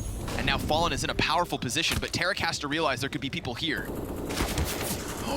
Spam is good for damage. Fallen doesn't want to scope in, doesn't want to be heard. Will find the fadeaway kill just as Tarek had denied entrance towards this A site. And immediately, MiBR have established a man advantage in this 4 versus 3. The B site is actually being bolstered. Tarek has moved down. They get ahead of this rotation, calling it and stopping it in its tracks. 15 seconds left, and nobody moves further. Excellent hold from MiBR. Yeah, absolutely well played, and it was all about getting the information there. And just as you mentioned, there was a point of weakness in Fur because he was the only person in the stairs, and typically you can be there as long as you have a way to fall back. And as soon as Fallen gets smoked out, instead of actually falling back and being afraid, he stands his ground, waits there for information, and Fur goes down, but he answers right back. And then he also pushes them into an awkward spot where now they don't have the op taken out at A, and they just lost a kill for free. So it was very important that MiBR stood their ground, and we know that they're always going to be good for that. Very aggressive squad here, even before when they were 5 Brazilians, and now with Stewie, they've got playmakers. So it's good that they're keeping up the tempo and not feigning to the aggression of Astralis. And I feel like that result in the previous round is a different type of a way to bolster confidence, whereby, you know, it's not somebody taking a very big responsibility and making a brazen play, but rather sitting back and playing textbook CS. We'll see if they can lock down the B site yet again. It's Cold and Stewie falling back off of the first array of grenades. They put down a bit of their own, and it does disrupt the vision. Stewie and Fur have gotten 2. This is great. Astralis just stopped in their tracks as they attempt desperately to get in, but it's not all good. MiBR have now lost 2 bodies, and Stewie should be predicted here. Zipex honed in as Glaive gets the headshot, and that leaves us even keel. With 50 seconds left, the options are open. I love this. The 2 IGLs left with Tarek and Zipex. Zipex being, you know, maybe the best clutch player in the entire server, if not the world, and there's so many options for them with 50 seconds up. They finished their duty at B. They've left it up in the air as to what they're going to do. They can kind of reset now and force MiBR to decide if they're going to play halfway down or if they're going to gamble stack, and it looks like they've kind of done a little bit of both. But Fallen, one with the op, is not going to be able to initiate contact unless a frag is just flagrantly offered up to him. But it looks like he definitely wants a piece of the action before it's too late, and he's starting to get the idea that it might be A. He's got to be cautious. If he holds just this angle, then he needs to be wary of the fact that they could just walk right past, but he misses his shot, and his opportunity to stop bomb continues to duel in the meantime, but cannot disrupt it from going down. So the retake comes forward. Tarek has the kit. Molotov and 2 flashbangs also for MiBR here to work with. And there's no utility for Astralis in the terms of staving them off. So they're just gonna have to lock this down. We've got 1 on the dice box. That is Glaive. Feeling the pressure from Truck. He's gonna change position, and this has all been heard. Zipex gets him, Fallen peeks wide, and he needs 2 perfect shots with this off, but no one presents themselves, and he tucks tail. Astralis will win this 2v2. No, an absolute tragedy of a way to lose a round, and oh my god, Fallen dying 2 at the end of it, meaning he could have just tried to go for the what would have been an incredibly unlikely retake, but still just terrible to be able to have to lose that AWP. And I don't know if Astralis knew that it was going to be a double op setup, even though on the previous round it was, because I'm not sure if they made contact with Cold. Mistake me if that is the case, but going B and doing a contact explode is a perfect thing you want to do if they are going to invest in double op. So it made sense, and it looked like it was going to be MiBR to actually hold in spite of that. Stewie going absolutely bananas on the B site from the barrel's position, but it seemed like in his final few moments, his head down, he was calling to his teammates to help him out, or he was trying to communicate something, but no one was even close. You know, he could have just kept trying to fight for himself and maybe would have got more done.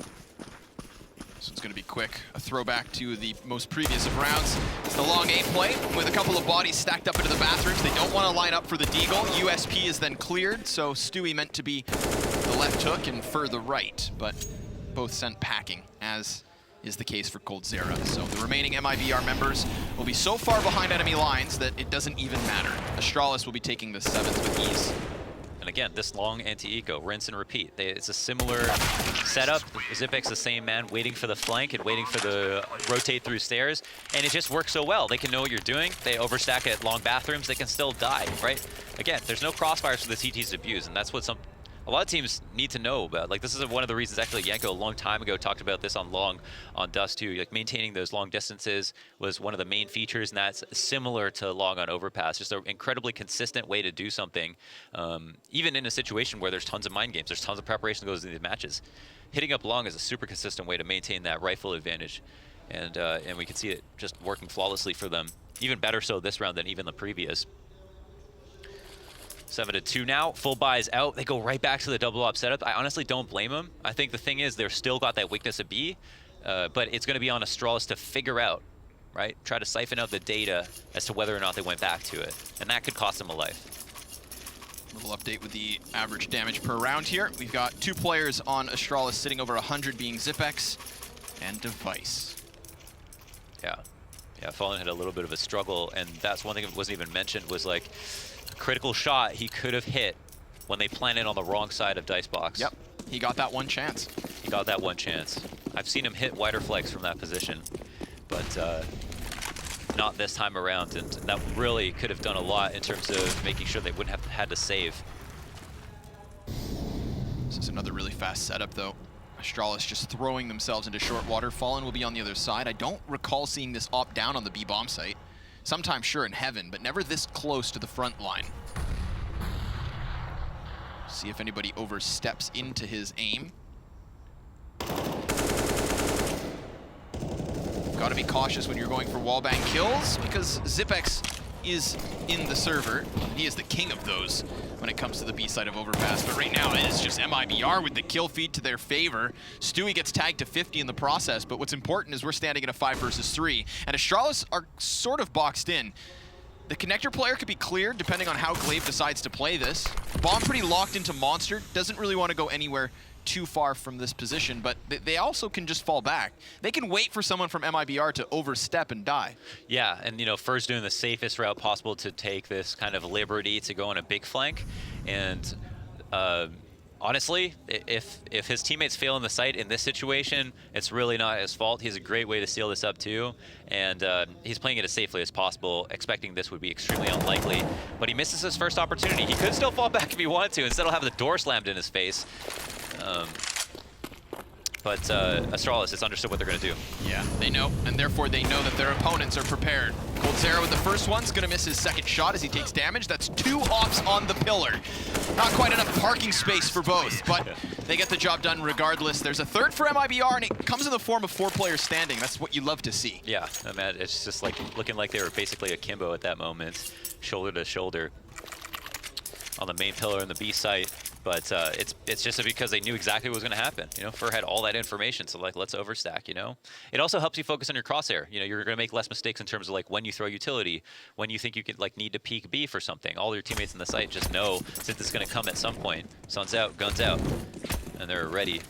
So solid round for MiBR to win. Double up setup pays off for what would have been probably the last time in the half, and now they're turning it up a notch. Yeah, they're trying to get really aggressive, and Device wants nothing to do with it. I mean, he just underhands the flashbang and will join his teammates with what looks like a rapid B execution. For the first time, there's actually nobody for MiBR inside of this B site. They're not playing around the pillar or the barrels or even towards Monster. They're instead back here by Graffiti. The numbers are there, but the forward positioning isn't. This is what can truly afford Astralis a bomb plant. And with those Molotovs, that's actually going to disrupt both of the CTs.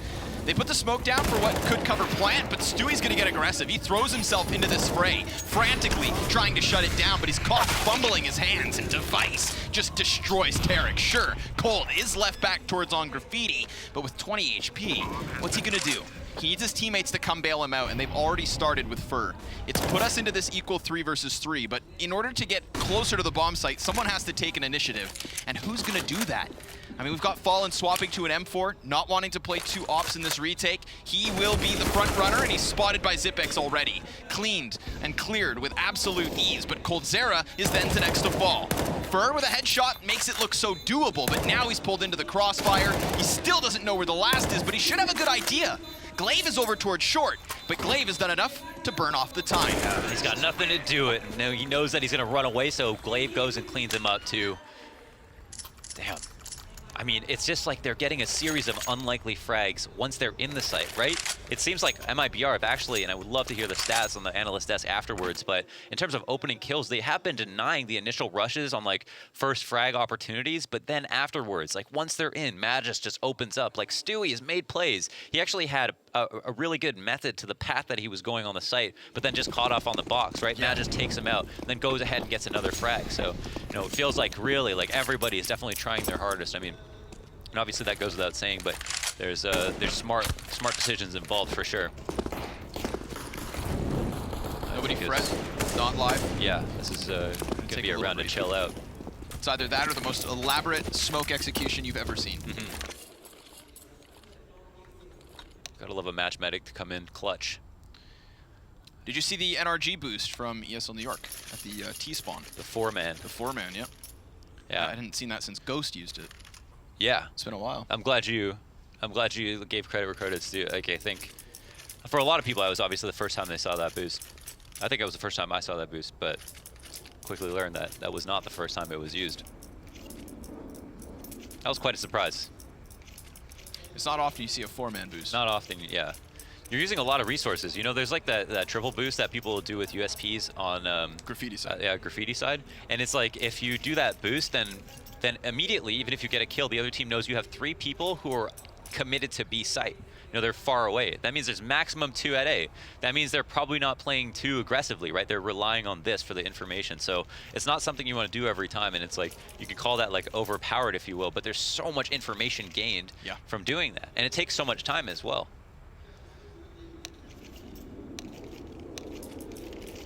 So for the sake of it, we know that Astralis are probably just going to buy up all their standard things. They're going to have every piece of utility that they need. And as for MiBR, it looks like Tarek, I don't know if it was Match Medic, and then he bought the noob tube. So maybe, okay, no, he's not going to do it.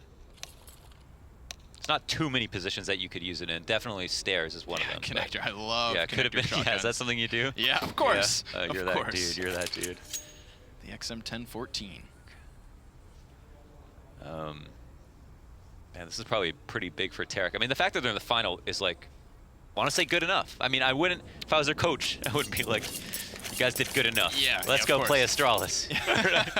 Get out there, guys. You guys did good enough. No, I wouldn't say that. But I would still be proud, obviously. And, you know, for Tarek, he's going to be out here in front of the Turkish crowd. It's pretty fucking, whoa. I didn't say that. There aren't sponsors for this event. We don't have anybody to worry about in terms of what we say. And we don't swear. Actually, it was a word I learned in another language. Of course. Yeah. I'm not going to tell you what it means. Don't. What we can do, of course, is still look forward to this next buy up here, because I want to see if that shotgun actually does take precedent. Yeah. I highly doubt they pull it in. Definitely wouldn't mind if you rebought it again.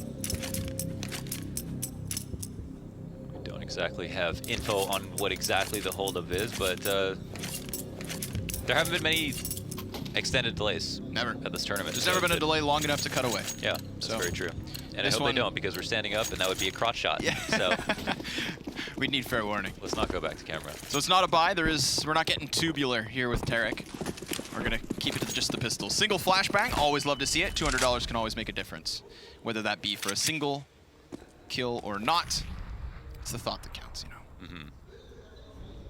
It's the belief in yourself, but it's a big old stack over towards long A.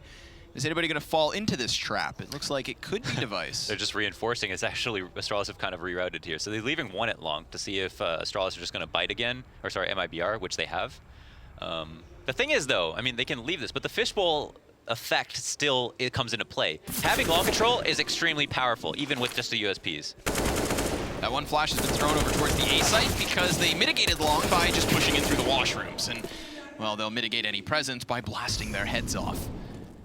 And it obviously won't necessarily come from walking all the way down long. As we can see, very fair fights for the terrorists to go out for. But if with long bathrooms control, they can actually rotate in and flank. So depending on how they set up, if they want to let them take the site completely, leaving a player in spawn, having top bathroom control, and watching the terrorists walk through the middle of A can help them avoid. But it's interesting, we're seeing the anti-eco evolve for Astralis specifically in this match versus MiBR. They have a good read of what's going on. As the stack strengthens and MiBR realize they aren't going to go for the reverse psychology or double mind games play, they're just going to go for what works. They are slowly adjusting, changing things slightly, still ending up in the same positions, but making tiny adjustments. Trying, showing a little depth. Yeah. They're going to go for the boost, and that's so dangerous because, of course, being in front of the wooden panel means both the booster and boostee are susceptible to damage. And you can see both coldzera and Tarek there taking some substantial hits. We saw that one round where Fur was left to his own devices inside connector, and this time it is Fallen. Zero support in the setup for him. He has it all to do, and there's not even anybody watching up towards parties, so someone could just walk down on him, but that's not the case. He's gonna actually wrap back up and try to get away. However, the peek is there, prepared is Device. Sure enough, he does drop the Opper.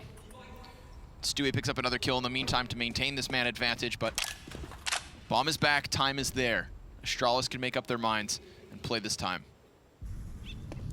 Fur again is once again taking the liberty of just kind of walking at his pace on a big flank. That should be the safest route possible. Device is kind of tuned into this. He's on the same frequency and immediately kills first. Fair amount of information gained for Astralis, as well as evening up in a situation where MiBR had the man advantage. So finally that costs them. And that awareness should pay off in dividends, as now their options are opened up. 20 seconds up though. And that bomb is kind of in limbo at the moment. Will the CTs bite? It looks like. Whoa, that's the big one. That's the kill right there. Now Zipex whips out the bomb, and he's just going to close the distance into the site. So 3v4 turn 3v1. MiBR have been decimated. Just imagine, Stewie hits that dink. One more bullet, that's the first person. Clock's down to 9 seconds. Yeah. That means Zipic's got to frag out to get the bomb down, and he's got to do it instantly. And even if he doesn't get the kill, right? Even if Stewie doesn't kill him, they just flirt around with the corners, slow Zipex down until he has to commit to the plant, and that's an easy pickup. Yeah. Even if you rush him and die, you've got him off the bomb, leaving Tarek to win at the A site. And in this case, Tarek will be lucky if he gets to hold onto his gun, but he has avoided Device for the time being. Yeah, and that's been the tail of the tape. It's like even though Astralis have been edging them out in terms of just polish with how they've been approaching everything, having everything be so calculated and sensible, they're still also kind of not getting lucky, but they are fortunate in rounds that seems like they're, wow, this is a 50-50, you know, this is so close. But then you can also put it to merit where you talk about how Fallen, you know, misses a flick that he should definitely hit. And we have a totally different story painted for you here in the Blast Pro Series Finals. Half's not over. 3 rounds here for MiBR. They can still make a meal of it. It's kind of a mixed buy. It's a goodwill buy. Kind of ragtag, but Astralis turning up the heat, running through the fire and flames. Yeah, just straightforward, extinguishing it, and Stewie caught. He's so fixated on short that he doesn't prepare for the man pushing long, but the bomb's been thrown out. coldzera seems to have done it. It seems as though he's slowed down Astralis enough for the time being, but we've seen them in positions like this before. Despite it being precarious, it is not impossible. Both T's now, side by side, will try to crack open some skulls. Molotov will prevent any sort of a peek. Fallen's gonna get ever the closer, and they could actually go for a boost. That would be a really cool play, I think, but they won't. They're gonna try wrapping around, which is still good enough to get kills. Device, last man up, goes down. 4-10 now, as MiBR are trying to erect some kind of a defense, get as many rounds as they can as this comes to a close. Kiyoshima on the desk said he wanted to see MiBR start off on the T side to set the precedent and take the pace. Even though it's the second half, we know they can still reset things. Absolutely. I mean, it's really just about you if you want to start on one side or the other. At the end of the day, you've got to play both. So I see it the way you're saying, like they can still show us what they would have had to show us on T side in the second half. And it was on Tarek to stand his ground in that round, and that's been a big problem for them. It's just that these B explodes have been so fearsome, so well executed from Astralis, that they just leave nothing up to question. Everybody dies in the site, and they plant the bomb pretty much every time. But Tarek was able to stay there, and yeah, that's proof that he's a Turk and not a chicken. I know what it is. And I feel like it's also so fearsome and so tremendous when Astralis go for that execute that you're seeing MiBR, instead of trying to hold positions on that front side of short or over towards Monster, you often see MiBR trying to retreat into a deeper position in the bomb site. Think about how Stewie's caught with next to pillar with his back turned. It's almost like they're thinking to themselves, okay, let's just try to stay alive. Not let's shut down this play before it happens, but rather let's survive the first offensive and then see what's happening there. I feel like that's some conditioning from Astralis. And MiBR are falling prey to it, but now they've gotten aggressive. They're playing their own game by just charging up through long, by pushing out on the party, and they have themselves something successful. Again, a double man advantage. This is how they picked up the previous round, and this is how they may pick up the last. Yeah, that's it. Some of the more classic T-side aggression, or CT-side aggression on Overpass is finally coming into play. And what's interesting is they picked the perfect round to do it. There weren't many rounds where Astralis set out on their default that weren't anti-ecos, where they went towards A, and MiBR met them halfway, picked a round that they knew they were going to have rifles, and decided, here, let's do one of our more standard, some of the more like 2017 Overpass A aggression, where you have the double fountains push, and you have a player up here in balloons who will take the brunt of the action, and it obviously pays off in dividends for them. So definitely well met in that situation. And now it's 5 to 10. The game is it's not very close, but it's also not over. Glaive's going to have a kit and a smoke on this round, but there is a fair bit amount of utility on MiBR as well. Tarek's got a Molotov and 2 flashes, and Fallen has a Molotov of his own, so it seems like they're clearly posturing up for a B exec, and it's going to be running the whole way. Zipex just deleted near instantaneously. Dupree falls in the exact same fashion. Stewie's on a tear. That's 3 kills for him. Now he's got the 4th, and Stu's gonna pick up this ace if he chooses to. Device is the last man up. That was near instantaneous. Give us the 5th, Stewie. No. All right. Fallen will help him out. Oh my gosh. You don't need the ego. How much they pay you, Fallen? How much did they pay you? There it is. The clearing of the board from Fert wraps up and around. So we just said how MiBR still had a chance here, and the pistol is the best way to stoke the flames when you have that little ember of a chance. Yeah, now their goal is obviously to convert here on the anti-eco, but what a 4K. Look at that, running. And this guy's like Jason Bourne on the server at the moment. Through running fire. Through the fire, why not? Didn't even blink. He's pissed he didn't get 5. I can imagine. I'm sure he's pissed just from the first half, just by the way he died in the B site. Rounds that they lost, even though he had so much impact. Like, there is so many situations where I feel like he felt like he was in the zone, but he still got crushed, and that's the power of Astralis, obviously. So now, pushing out to B short with Glaive on a close angle with a CZ, but he's going to fall back quickly. And remember, in our first half, it was still MiBR to pick up a pistol round, but it was the follow-up that they weren't able to convert. So we've been here before. We have been here all too often. Triple AK-47. So if it were to happen this time, then the costs are extravagant. I'd love to just see MiBR. I mean, immediately they set up some map control. They had 3 players go over towards Monster and short. They had 2 over here towards Fountain to just watch for some kind of hyper Astralis aggression. And now that they haven't seen that, because there wasn't some expedition from Astralis, they've got this clumping kerneled offense, a cohort of Ts just working up mid. And this means they're going to effectively play the trade game and plant this bomb, unless Astralis can put all of their pieces up on this A site preemptively. It seems like things may fall into place. They do have that long player to tether off of. Dupree. It's going to be the first one to try to dig it out, and he only gets 1, but it's still good impact. Tarek's 2 kills are crucial. Fur combining from long is also great, because now it's that 2-pronged assault. As they get to just the cusp of the site, they'll win all their fights and do enough. 3 up for MiBR, a clean conversion with an easy round ahead. So it's actually really interesting if we compare that round to the round from Astralis, where they played an anti-eco. Now they actually, it was Astralis to just kind of go out right away, walk the entire way, and they were offered up that opportunity because they knew what their plan would be at the end of the round ahead of time. Whereas MiBR actually went out to B, and it seemed like they definitely were thinking about B, because you wouldn't send 4 players just to see what's going on, right? You don't send a whole party just to like potentially like seek out some information. Instead, turning tail and going back to A ended up being the right decision, but they did it almost a little bit frantically, you know? And so there's like a mixture there. There's like a really good call, but there isn't that like that decisive game plan that we've seen from Astralis. And you know, every round needs to be thought of as being its own animal, and obviously there might have been a sign from Astralis to make them turn their attention away, but I thought it was an interesting comparison. And now coldzera is going to be throwing a smoke, a couple of nades into the B site and leading the way. No contest yet, and even once they try to do something, it's all just shut down. So if every round is an animal, Launders, what kind of animal is this? An otter. An otter is actually, an otter is a perfect example of MiBR, because otters can break open coconuts on their chests, you know? They're actually a very powerful animal.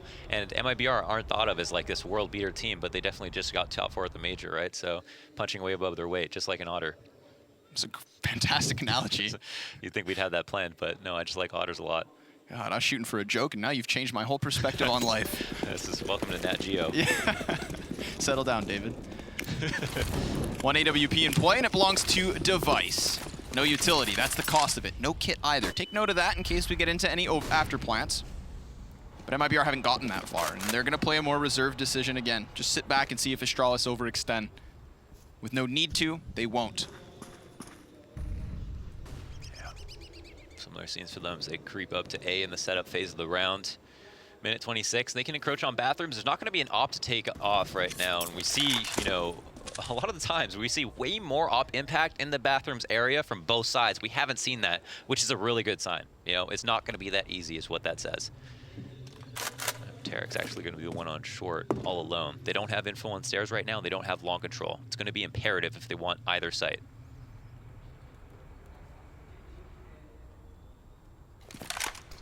You'd think surely they don't just burst out from bathrooms based on the fact that they have these smokes down. I mean, they're going to be walking right into Device, and that's exactly what Stewie's just done. Sure, a Molotov could burn him out into the open, and that makes you question whether or not the timing was perfect. Just a moment later, and maybe Device is exposed. Could have enabled Stewie to pick up the kill instead of picking up the death. 35 seconds left. Still, Tarek's down towards that A site. And we could have a fallback. But it looks like it's at least going to be another volley of nades up and over. The smokes do go. Molotovs to follow suit. Now Tarek is applying some pressure at B, and that's going to lock 2 of Astralis' members down there. But the commitment's on the A site, and they're going to have 15 seconds. That is it. I mean, they are playing this down to the wire. Fur needs to get these kills right here, right now. And you can see the CTs just looking to deny the bomb. If they can deny the plant, then they're good, but they can't. Although bomb's been left behind. Time is the difference maker. As long as the CTs survive, they've got this in the bag. It's Zipex now left, and so it's theirs. Time, Launders, is the biggest issue.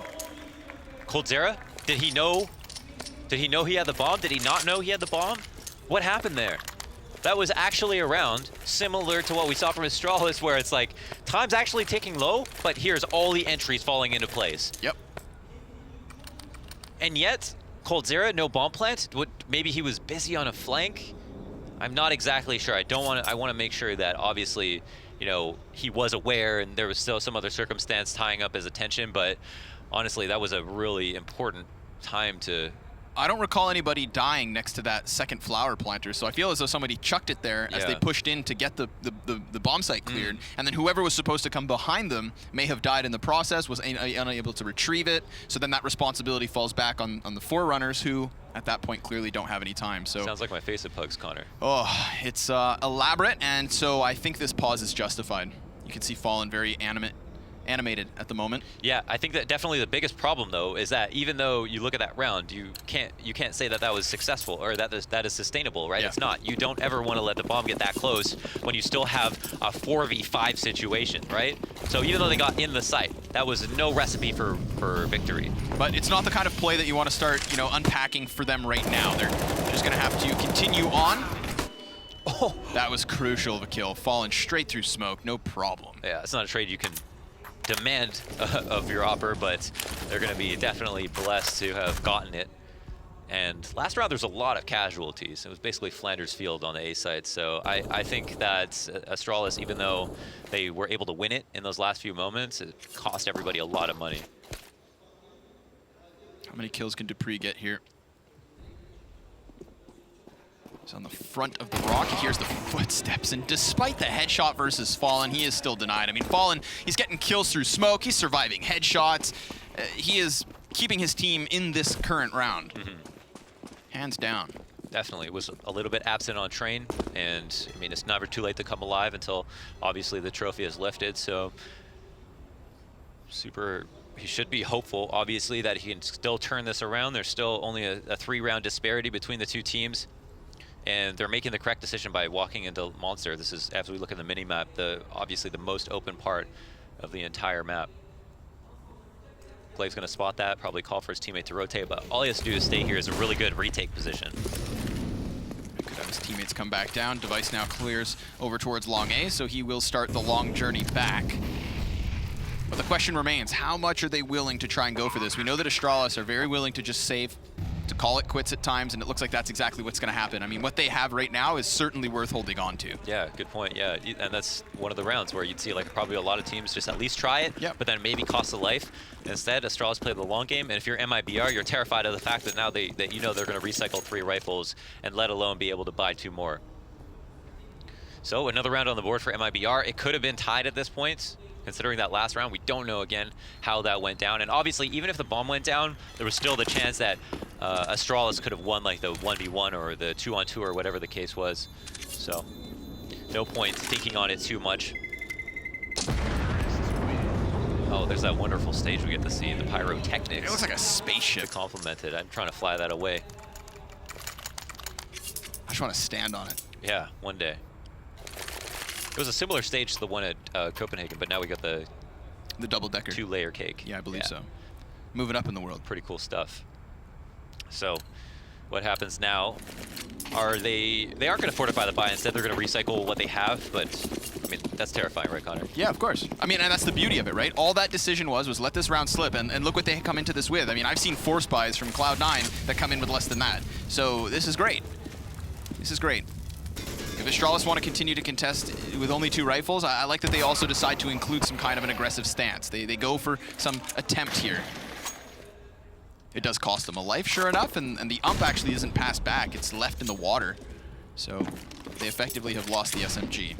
Yeah, at least they had someone to try to recycle the extra gun. That's, you know, a nice consolation prize. And so now we've got a small upgrade for 1 player, even though they're in total down 1 man. Device is just way up here. Fallen's not going to give him any chance to capitalize and shoot some toes off. And it's kind of a stillness in this round as a lot of players are in the dark.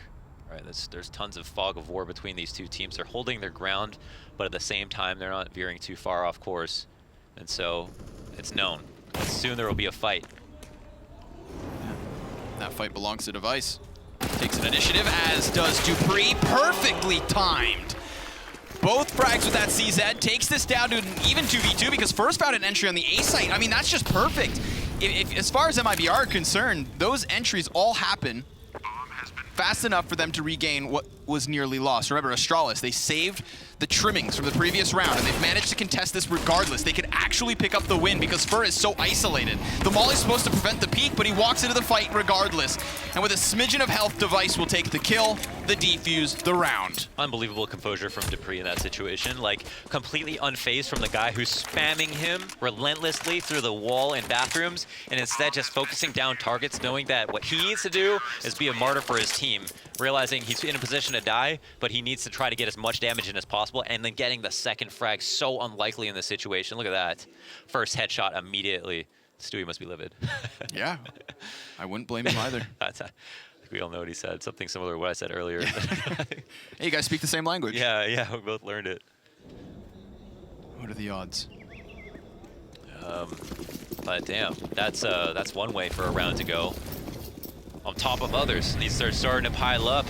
Astralis have rolled into the double digits earlier than they were supposed to. This is a fast one. They're going to go right through that CT smoke. Unfazed by Astralis' utility. Stewie clears out the barrels immediately. Blinding flashbangs go both ways, and a Molotov's supposed to prevent any kind of a walk up from this ramp. And they're doing a good job of isolating these CTs. Look at Stewie go! He's taking the initiative on his own. And it's Device now all that's left. A fast round from MiBR, a rapid clash inside the B site, and an immediate round is theirs. Yeah, absolutely. That's the pace, a fiery temperature. Stewie jumping through his own smoke wall across the entire site to make a move because he knows that with this many players alive, he's not going to be able to just simply win this. And it's been retakes that Astralis have shined in. That's the Stewie I remember. Yeah, right?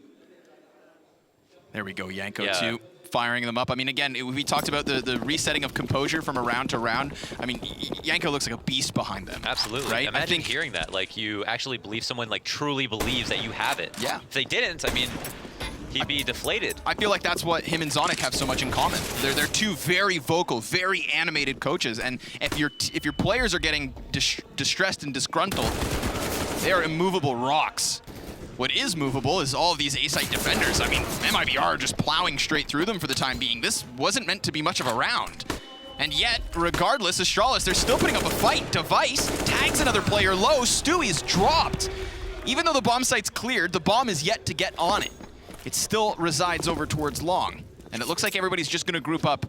Mohan, we have another 2v2. Yeah, and it couldn't be more important. I mean, here's an opportunity for Astralis to completely deflate the momentum of MiBR following a round that looked like MiBR were ready to just go 3-4 in a row, maybe even get on fire. And now they have to play the afterplant. They have to play that retake that I'm sure they fear. But Astralis are somewhat out of position. There's going to be some time burned off that should give advantage to MiBR. That's a crucial headshot. Magisk feeling as though the flames forced him into the open. Zipex could choose to walk through smoke, but does he really fancy his chances? Fur's gonna just bunker down. He's got the cover too. Time the biggest issue, because there's no kit in play. There's nothing of that in the equation, so Zipex walks away. And finally, after 5 rounds going back and forth, we have 2-1 in a row. And it goes to the favor of MiBR. Yeah, and you have to assume the crowd is like probably, I would assume like majority in favor of MiBR just simply because of Tarek alone, you know, their last remaining Turkish player in Turkish Major Champion. Yeah. Pretty cool. That is actually cool. Yeah. Good point. That's awesome, really holding it down for his countrymen. And yeah, this round got scary. They still landed on their feet. They can wipe the sweat off their foreheads and move on. Ultimately, we're so close towards the end. We're in that same portion of the map that we were in Train, where it's just like, you know, all that matters now is what happens next. You can forget about all the mistakes, and they can forget about Overpass after this is done as well. So they've got another eco round from Astralis that they can try to capitalize on. Zipex has got himself an AK, which is definitely very powerful in the right hands. But he is only one man, so it shouldn't pose too much of a threat. Zipex has to be careful. I mean, Stewie at any moment can just peek wide, and he's heard the doorway, that's for certain. So he's probably prepared for the push. Clearly picking up the kill. Remember, Zipex was the one gun wielder for Astralis. The first line of offense, the only threat. And a threat that's been neutralized early on. Come on, Stu, pick it up. You didn't get the first ace, and you won't get this one either. Device, like a goblin, just sitting down in the sewage. But you know, you do what you got to do to get kills. That's true. Someone's got to do the job. Sanitation engineer or otherwise. 3v2. Another AK kill, gracing the kill feed. Player heard running, though, on this big flank, and Tarek didn't get the memo. I don't know if that was corresponded to him, but I can't help but assume that that was heard by Fur. Maybe Fur just trolling him one more time. Not the time to do it, though. Not in the grand finals. Costs continue to stack up, and the last man's been spotted for... Oh, he's been heard. It's not gonna matter. Bullet between the eyes, brains splattered on the back wall, and Mohan. We've got ourselves a tied game. Tied game, that's right.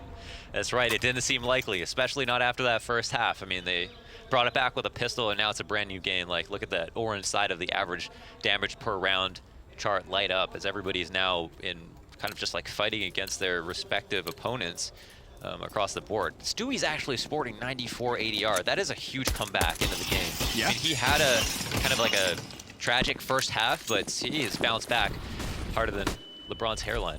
It's one of those things I love about Stewie is when he starts getting frustrated and angry, I think it sometimes translates well into his gameplay. Because he just wants so badly to make them pay, which he's done. But he's also been eliminated from this round. He's met Device, another beast. Middle of the map control to MiBR, but down a man. So you still got to give the advantage to Astralis. That is the best peace of mind that you could have in the first few moments of any setup phase of a round. Initial long smoke goes down, and Device is using it as a way to fall back. So he's going to take the shot and move off it, and that can actually bait them into Xyp9x, who's holding this, or sorry, dupreeh, who's holding this flat angle. But again, long control, imperative. They can't just get this A site for free. They've got to deal with dupreeh, and they haven't done it yet. Fur has no support as well. It's even going to linger. He's playing around this smoke. Fully flashed is dupreeh. Tarek reads the fact that he is still nearby, but no further deaths as of yet. If anything, I feel like this may convince MiBR to just walk away from long, because if coldzera goes over this, sure, he could clear the closest corner, but remember, there's going to be support from the site. Not a very fun fight, and still one that they will pick up. Device unable to cover, but the repeat's going to cost Tarek his head. And that's the bomb also thrown out into the open. With 15 seconds left, they know there's no option to head towards B. So we start to get that rotation upwards, and the question now is, do MiBR continue on? Do they try to force the issue? Because they have to do it right now. They need these kills right now. And even despite getting the first one, this round's already lost. For the second time, we'll find MiBR come short at the A site based on the clock. Yeah, and it comes down to dupreeh being able to get his kill, use that smoke to make him hard to trade. But just as you said, like, it seemed like a good opportunity just to like call it quits in that moment. Like, this is not working for us at long. It's so understood what we're going to do. We couldn't be any more obvious at this moment. And then you see plays like that where Tarek has to face the op, knowing that Device is there for support, knowing that he just needs to hit this very lucky headshot versus a player who has a huge advantage over him, because otherwise they're going to run out of time. And then obviously he goes down, but they still end up trying to go for it. So now it's 12-13. I mean, it doesn't really matter. I feel like losing that round is just one more round. Obviously, with the economy falling out of their favor, that can get tricky, but they still have enough for one bye here. And so there's still hope. There's still hope. And this has become a seriously competitive map. Certainly going to be a pocket pick of MiBR in the future. Bewildering as well is even though despite Astralis' best efforts, they have yet to string 2 rounds together on this CT side. Holy smokes. They've been reset twice, and this could be potentially that third. That is it's not live. Quite an interesting stat. So yeah, we're not live here. We're just going to hang out for a moment. And that is really interesting though to note. I mean, that really means that you're just MiBR are quite favored at this point, right? Yeah, if they can continue that trend, right? Our big question will be, like, if Astralis can get an economy, although should we really talk economy in the last 5 rounds, then maybe we start to see them reemerge, right? Maybe a one single time with a double op setup could be enough to just, you know, crush this comeback attempt from the Brazilian court. And if this comes down to Inferno, I really feel like anything goes. Like, Inferno, that would be absolutely incredible. It's, you know, honestly, the reason why, like, great matches always end up on Inferno is because every team knows they have to play it. No one wants to waste a ban on it, so it always ends up being the last map that it's like, all right, we're not going to ban it, but we're still good at it. And that's why it's always like common ground for all these top teams. And so it's just going to be super competitive, 100%. I mean, there's no doubt that Astralis' Inferno is totally solid, and like some of their best grenade tactics that they use are there, but there's also the thought that like that is not going to be a map that's going to be handed to them for free, right? So now we're going to get right back into the action in the closing rounds of Map 2 Grand Finals here at Blast Pro Series Istanbul. The second Blast Pro Series event, and of course the reigning Blast champions currently in here. Yeah. MiBR. That's true. The core of it, looking to retain at least one title. Astralis seems to have been picking up every other major title you could. So I'm sure that they're hunting this scalp as well. I love the fact that we've got 2 ops up right now, Device and Fallen. Will they be able to find one another? No, not at this current moment. Only once Fallen continues this expedition down long could he possibly find Device, who's currently flirting and floating around the A site. There it is. Getting real peaky with the Zop. Moving, you can see the pace is a little bit higher here. Wasting less time for good reason. Can't risk any more time flubs. Not in this circumstance. And, oh, a little bit of a boost. Oh my god, I thought he was going to go for that. Just imagine. Head ripped clean off. Corpse thrown back into the bank. I wonder what the exchange rate would be on that. 45 seconds again. I do not want to see them come short on time. It's happened twice on this site specifically. They're making good progress here, though. They just got to continue with it. Executes out. The CT is not really with enough utility to completely hold them back. I mean, they've literally just boxed out this bomb site with smokes, but they're not able to hold on to long control. That's such a crucial kill for dupreeh. He just goes flying forward, and because of that, he's able to skewer the attempt at the plant. Sure, there's fire there, but dupreeh is single-handedly shutting this down. We've got MiBR just spread across the site. It's an absolute annihilation. And that site is completely closed. They moved along to the pace they needed to. They finally got to the point where they're executing with a reasonable enough time to deal with the entries on the site, but dupreeh comes in here from long and then continues to have impact as he comes back to the site, denies the plant, displaces coldzera's aim by throwing the Molotov down on him, making him run forward, and then catching him holding W and finishing the spray off like an absolute masterclass. And they've only really need one or two more of those, and that's it. So for MiBR, this burning question of whether they can take A or not, it's still maybe up in the air in their heads. As for Astralis, their defense is calcified to the point that they really just understand what everybody needs to do. And I feel like the real weakness with MiBR is the way that they're approaching long, only sending further, no one to trade. It's not easy to kill dupreeh, and there's no shame in that, you know? And I'm not saying that Fur is taking the decision like I'm going to kill him by himself. Like nobody is that like juvenile in pro level CS. But the overall strategy to approach it that way, to have 4 in bathrooms and only 1 at long, leaves so much up for question. And we talked about with the long anti-ecos why they're so powerful is because you can use those to approach the site. If you have 5 long, that's viable. 5 bathrooms, that's not viable. So if your player dies long just because you sent 1 there, it doesn't matter.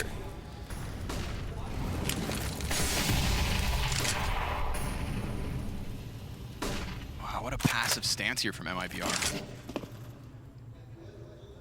They're only now getting out into the fountain, possibly hoping that Astralis would continue with an hyper-aggressive play, but that is not the case. Instead, they've stacked the B site. Tarek's been tasked with this before, just being that one sole floater. A warning sign. The Astralis frags. 2 thrown out at B, and they've done nothing this time. I'm looking at this A-site defense and wondering, I mean, if MiBR just go 4 on this, no long presence, it is solely on device. And he's already picked up the first kill, but he's caught trying to overextend around the corner, and MiBR, they just burst and blast into the A-site. They've done it, so it seems. They've finally found their footing on this side of the map, and it doesn't come with long plays. It doesn't come with some sort of elaborate execution. It comes with a rapid pace. That's how they get in. And now as they fall back, Tarek looks to nail them against the wall. The first is his. 2 more to take, but it looks like they could still get away with something. But what's important, Launders, is even though it wasn't an immediate reset, there hasn't been much time for Astralis to accumulate cash. I don't know what stance they're going to be in if MiBR clear the board. Let's definitely take a look. We see that there's actually quite a few players who are not in the best situation on Astralis. This could be a really relevant save to keep a close eye on, because it seems like a MiBR, because they've lost rounds, they don't want to go and be a little bit too overzealous, maybe lose a kill or 2. But yeah, the buy-ups for Astralis, I believe they'll be there, but they're not going to be perfect. A couple of players have actually converted the AKs. Full set of grenades on device. Utility belt looking all good for most people. It's not full nades, but it's actually not so bad. So they do fall on their feet. And MiBR also very healthy. Yep. Now, MiBR were able to take bathrooms into A, but there was no one from Astralis at long. There was just no contention there whatsoever, for whatever reason. And an utter turnaround here from Device between rounds. He goes from hiding behind the A-site plant box to all of a sudden going on this foray towards Fountain. So not wanting to give away all of that real estate as they did in the previous round, it looks like Astralis looked to hold on to a little map control, because that can be costly. That's a classic thing that happens with the A-site on Overpasses. If they get really close, can just overwhelm, but I don't know if Tarek anticipates a man behind the sandbags. Oh, he got very lucky there. No, he was definitely spotted. Magisk being so far away from the angle, even though he wasn't on camera, you could assume from his perspective he had info. Molotov fluffed it long. The tree's going to have to be cleared, and some AK shots will have to ring out. But the CT's so far back, it won't make too much of a difference. And now we've got the orders. It's looking like a B hit, Connor. It's been a little while since we've seen MiBR go all in on something like a monster push. They've got the time to possibly wrap around through short, but the question is then, can Magisk lock that down? Whereas if they all just charge out through monster here and now, there's nobody to really stop them. Magisk, though, he could find cover behind the sandbags if he's fast enough on his feet, but instead he falls back. Tarek is completely flashed, but still stands. I mean, this is another situation whereby MiBR can get the bomb down. They're going to actually start pushing through and clearing water. There's 3 kills here for MiBR, and they're tying things up at 14. They've convinced Astralis back, and now would be the time to chase kills and just crush Astralis, because no matter what, we're going to round 30. Yeah, round 30 and no money for Astralis. His device also falls, meaning an op that they won't be able to recover and won't be able to rebuy. Deve and Dupree here is the last man standing. Tons of time left on this bomb. I mean, his life is still in question. Oh, Fur might be the man to come by him. Will he spot him in this situation? And this is a tense moment. Those of us who know it, but Fur's turned his attention away, and they'll at least have one gun to take into the next round. I like the way we've seen these kinds of blanketed bomb sites in terms of smokes. Like, think back to the A site when we saw all those smokes up, and it was Dupree's individualistic multi-kill that actually shuts everything down, right? A big frag from a single player when you have those frantic, fully smoked, kind of 4v4 close quarters scenarios. That's all it takes, is for one individual to go big. And this time we see it on the B site, but it's Tarek who turns it not to the favor of Astralis, but instead steals it away for the Brazilians. He gets up on the barrels, he connects a couple of headshots, and this could have so easily been denied, because you saw how Tarek was flashed at first. You saw how he's standing out in the open with nothing to do. But because he survives, look what happens. He unleashes himself, and he ties things up at 14. Oh my God, they're actually playing for the round to end, the game to end here. The amount of money they had, they could have decided to buy on the next round. It would have been 3-round loss. I wonder the idea is here, because they've at least got the one rifle. They probably would have had a decent buy next round if they did tack this onto a 3-round loss. For the amount of times we've seen Astralis go for saves, yeah, it surprises me to see this happen now. For sure, for sure. They have been tailoring their strategies and buys to the saves. They have been very conservative with their cash. And they heard, and MiBR heard all those nades. They have to know that Astralis are poor. So this is quite interesting. The anti-eco towards long. Similar scenes here for the Brazilians, the Turkish, and Stewie, which I don't want to get where he's from incorrect, but they have now got a ton of advantages. The only thing I can see happening here is if you lose, go for a complete and utter gamble stack, leave a single player on the A site or B, wherever it is you want to gamble, and then either you have a gambled hold with a force buy, or if these players lose a site quickly, that's when you transition into an immediate save, and then in the follow-up round, you still have your Kevlar grenades, and you'll be all right. But it's a gamble. You have to assume that everybody gets out of here alive, or you just go all in and you try to deny a 15th round for MiBR. It would be huge to do it in such a fashion in the grand finals of the map that could push this into the Astralis win, which could strip MiBR of their title. Stacks at B though. Shot missed. Immediate rotations come out. The site exec is on. 28 seconds up. We've seen them falter and fumble. Glaive could be a single-handed thorn, but he goes on top of the box and it's spotted. Dupree connects the spray down, but that's only for 1 kill. And it looks like they've got this in the bag because there's still enough time to retrieve the bomb and get that plant in. Cold Zera sees it coming a mile away. And Device may be fantastic. He can be phenomenal even. But does he have it in him to win this 1v3? He's upgraded into the M4. 13 shots in the mag, and the first kill finally connected.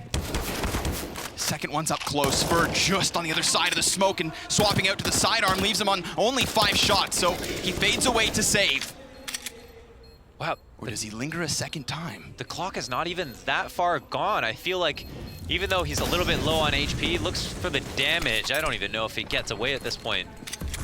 Potentially just under the bomb, but yeah, it looks like he might be fine. It comes close, but the tenacity from MiBR, going back to A one more time, in the face of it, seeing the nades, right? Realizing that even though it's like an anti-eco play, like A has been the place where they've lost the majority of their rounds on T side, and they still pull it off, and they stayed strong. I mean, I feel like Astralis, like pulling out that buy, it's like obviously because they're confident. I feel like I can't even remember the last time that they went to OT. Neither could I. Yeah, I mean, like, neither could I. When is even the last time they've been to OT, right? Like, I can only imagine. And it's really not often you see a force up like that. It's funny, like in the most dire of circumstances, that they do pull one out of the hat.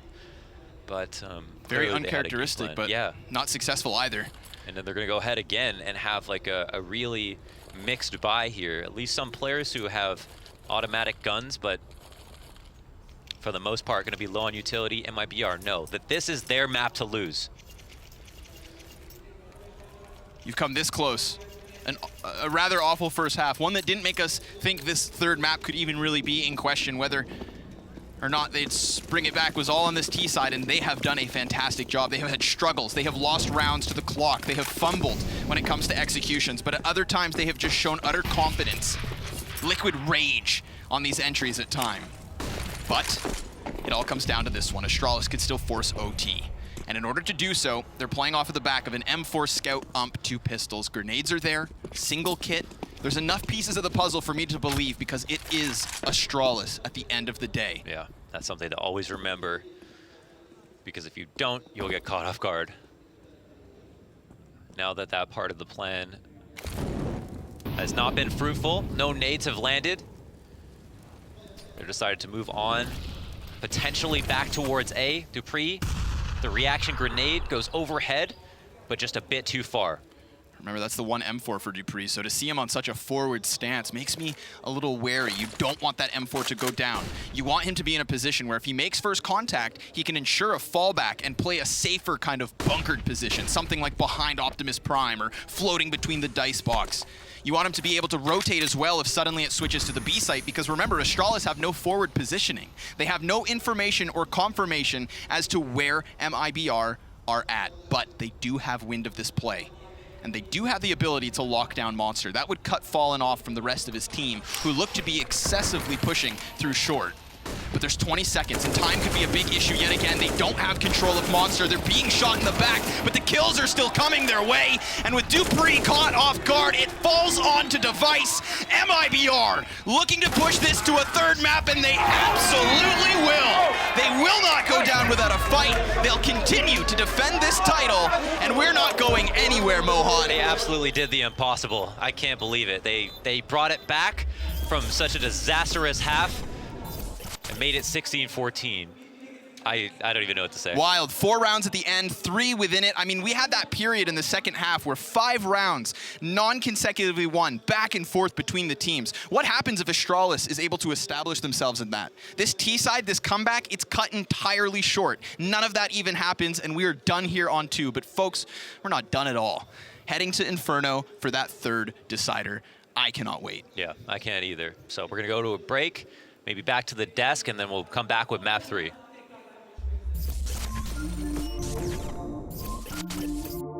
Copenhagen! Let me hear you! SK Gaming are your Blast Pro Series champions!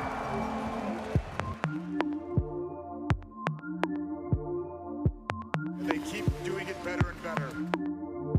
It should be a warning to every team in the future.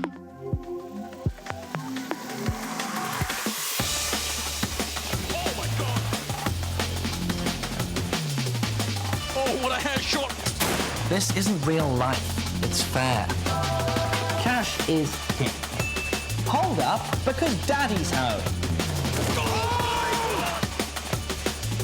It's gonna be such a fun day.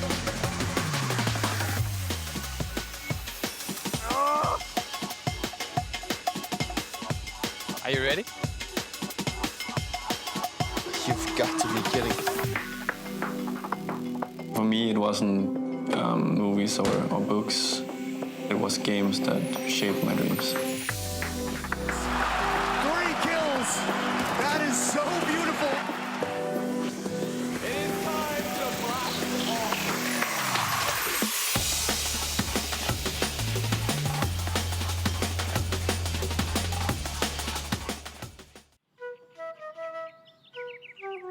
How are you feeling about your day off?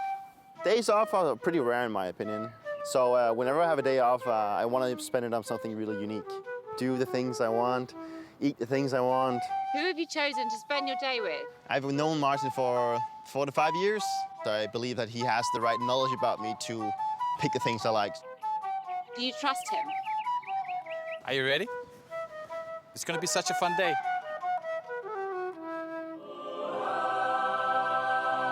Yoga? Yeah, yoga. Are we doing yoga? You're gonna love it. It's so great. You've got to be kidding. My aunt is doing it. She looks pretty great. So what you're saying is that I'm fat or what? Inhale, lift up into high lunge. Inhale forward to plank. Exhale, lower halfway down. Inhale, lift your left leg up and back, relaxing your face. We're gonna do that 2 more times. Namaste. Namaste. I actually think that me and Martin are actually quite similar. We like the same things. We like to do the same things.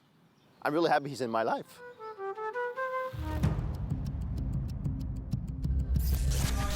Well, that was much different than map 1. Overpass is complete, and MiBR have done it. They reset between the maps. They make an extraordinary comeback, a 7-1 run to end that map 2, force us onto a third. An incredible game. I have Christine, I've got Kiyoshima here with me to talk this one through, and I don't think any of us really saw that happening after map 1. No, and after the first side as well, we're just like, okay, it's going to be a wrap again. But somehow they managed to come back on the T side and they set up their own pace. And they're just like controlling the game at some point.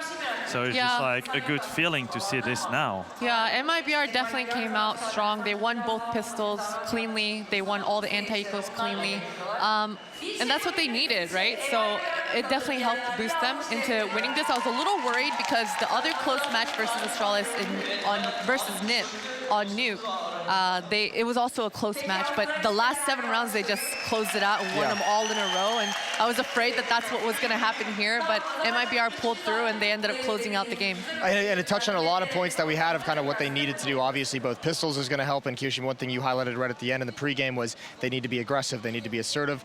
Christine, you had mentioned that they need to be able to control the pace of the game, and both things they did on that T side. It was the North American players. You know, we talked about Fallen, we talked about Cold Zero, it was Stewie with 24 kills, Tarek with 23. They were the initiators. Yeah, we saw Stewie like jumping through smokes after a bomb plan and getting 2 kills out of it. It's just something that you don't usually do, but somehow it worked, and then it probably like hyped them up as well a lot for this game, and it just like keep doing it and keep having some like risky plays, and it paid off at the end. They won the map.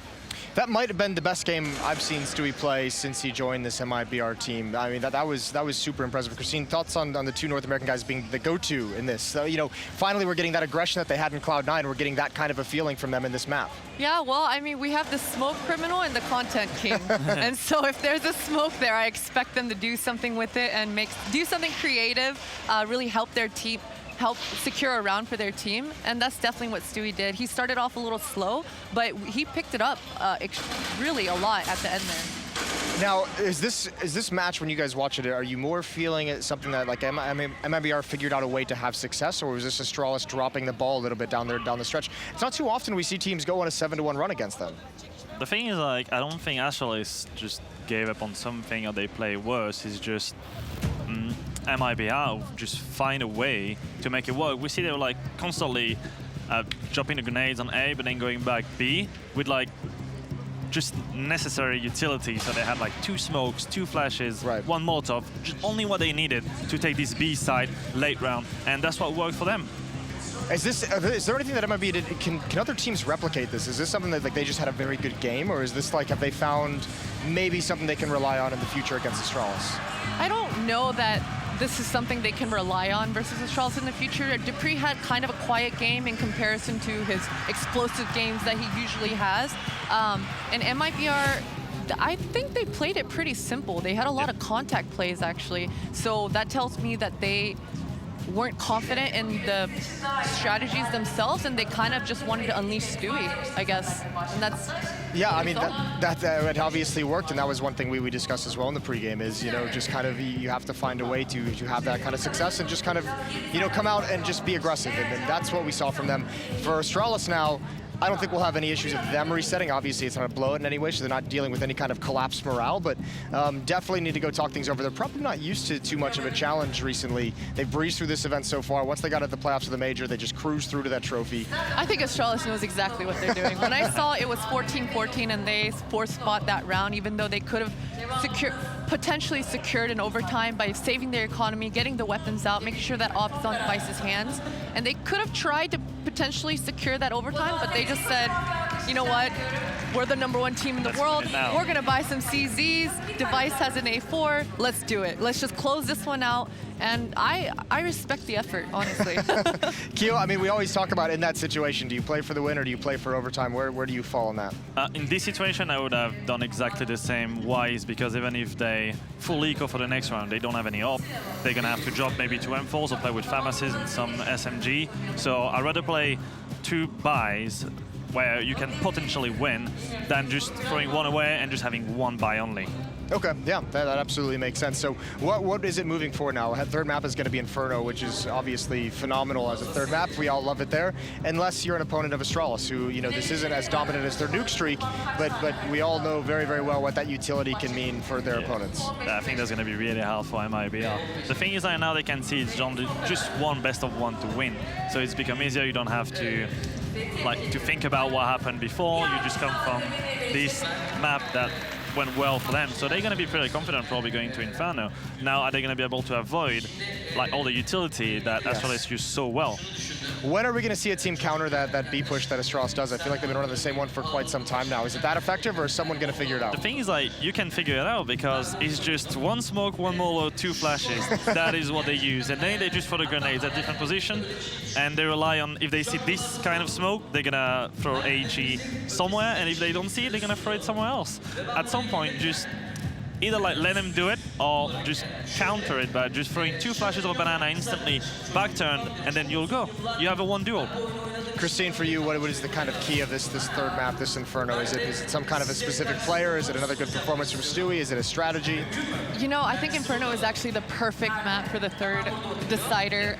It's heavily CT-sided, I would say, but it is a map that's, again, we talked about this earlier on in the tournament, it's so thorough. It requires your players to be very disciplined and check every angle and utilize your utility. Otherwise, they're gonna get punished for it. And so this is a map where each team will feel confident coming in if they are prepared. And if they're not prepared, it will be blatantly obvious for the viewers, for ourselves, because they'll look very lost. And it's because this map has 3 choke points, 3, that's it. Throughout the entire map, there's middle, there's banana, and there's apps. That's it. And so with these 3 choke points, it makes it heavily CT-sided. And then obviously the economy always coming down to it. If you're going to be that CT-sided team that's going to have a dominant half, you need the money. If you want to be able to challenge that on the T side, you need the utility as well. And obviously things are still going wild here in Istanbul. But either way, Inferno is going to be that third map. You've seen it plenty of times played in this tournament and many others. You haven't seen it like this before. This is our map breakdown of Inferno.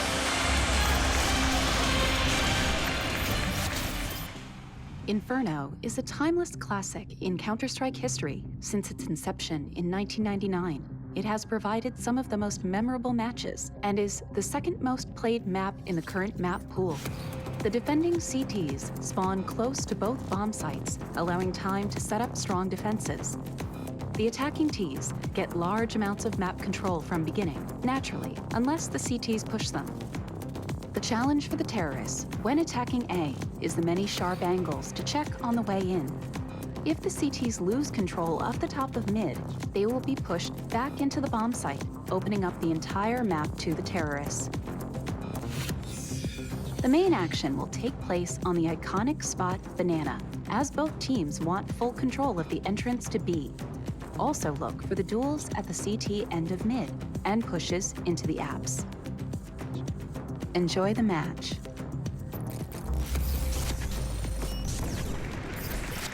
Been a bit of a wild time here in the arena. Just when we went into that video, a proposal was made here on the stage, and I believe, I hope she said yes. I didn't catch all of it. I think she did. It looked like tears of happiness, not sadness. So we'll say she said yes. Before we dive too much deeper into Inferno, yeah, you can see here some loving kisses. This is adorable. We're all clapping. We're all happy. Counter-Strike brings us all together. Let's check it out. If you guys were tuning in yesterday, we had a dream team. The analysts put together their 5 best players that were at this event attending Blast Pro Series in Istanbul, and here you have it. You have coldzera, Device, Tarek, Glaive, and Xantares, and obviously 4 of those playing in these grand finals. So I'd say you guys did a pretty good job. I mean, obviously, Device still having a great bid, of course, to be the MVP of this tournament and of the finals itself. The crazy thing that I saw, all 5 players of Astralis, and it might have changed after the second map, but after the first map, yeah, all 5 players of Astralis after the first map were the top 5 players of this event, which is mental to think about. This is crazy. That just showed like the dominance they had through the whole tournament. To have the 5 players mean that you have to stomp literally everyone, and everyone had their game. So I mean, it's really like a complete team. All of them have like fragging skills, and they're just going through everything together.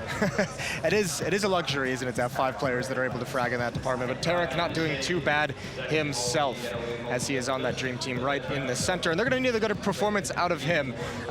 Going into Inferno now, just a little bit deeper. What are we expecting? We know we've talked about Astralis on Inferno. We know the dates. We know how they like to play. We know Device is mobile with the AWP. What is MiBR going to have to do to counter this? How is it going to be more contact plays? Are you expecting them to play a little bit more strategic? Because the utility that Astralis has can slow down those contact plays. The thing's going to be way harder to play contact plays on Inferno. But what I want to see, like the first thing that came into my mind when you say Inferno with MiBR is first. Pushing through smokes and never stopping. If he's going to go in banana, he's going to see a smoke, he's going to go through. He's never going to stop. And that's the first thing that came to my mind when you just said that. And I'm actually excited to see that happen again. If somehow, is he going to do it? Is he going to feel like confident enough to do it against Astralis right now, when they know that Astralis is the best team on Inferno right now? Yeah, we'll see how it goes. Either way, that is just moments away. We're going to have to do a commercial break, and when we come back, we're going to start getting the final map of the Blast Pro Series Istanbul Grand Final underway. Don't miss it.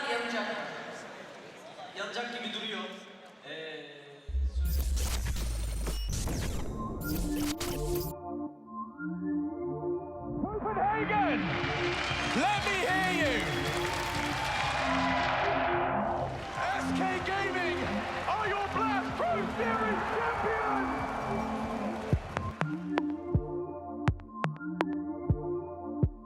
They keep doing it better and better. It should be a warning to every team in the future.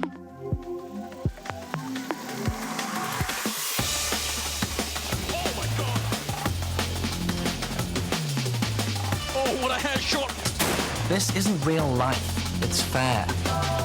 Cash is king. Hold up, because daddy's home. It's gonna be such a fun day.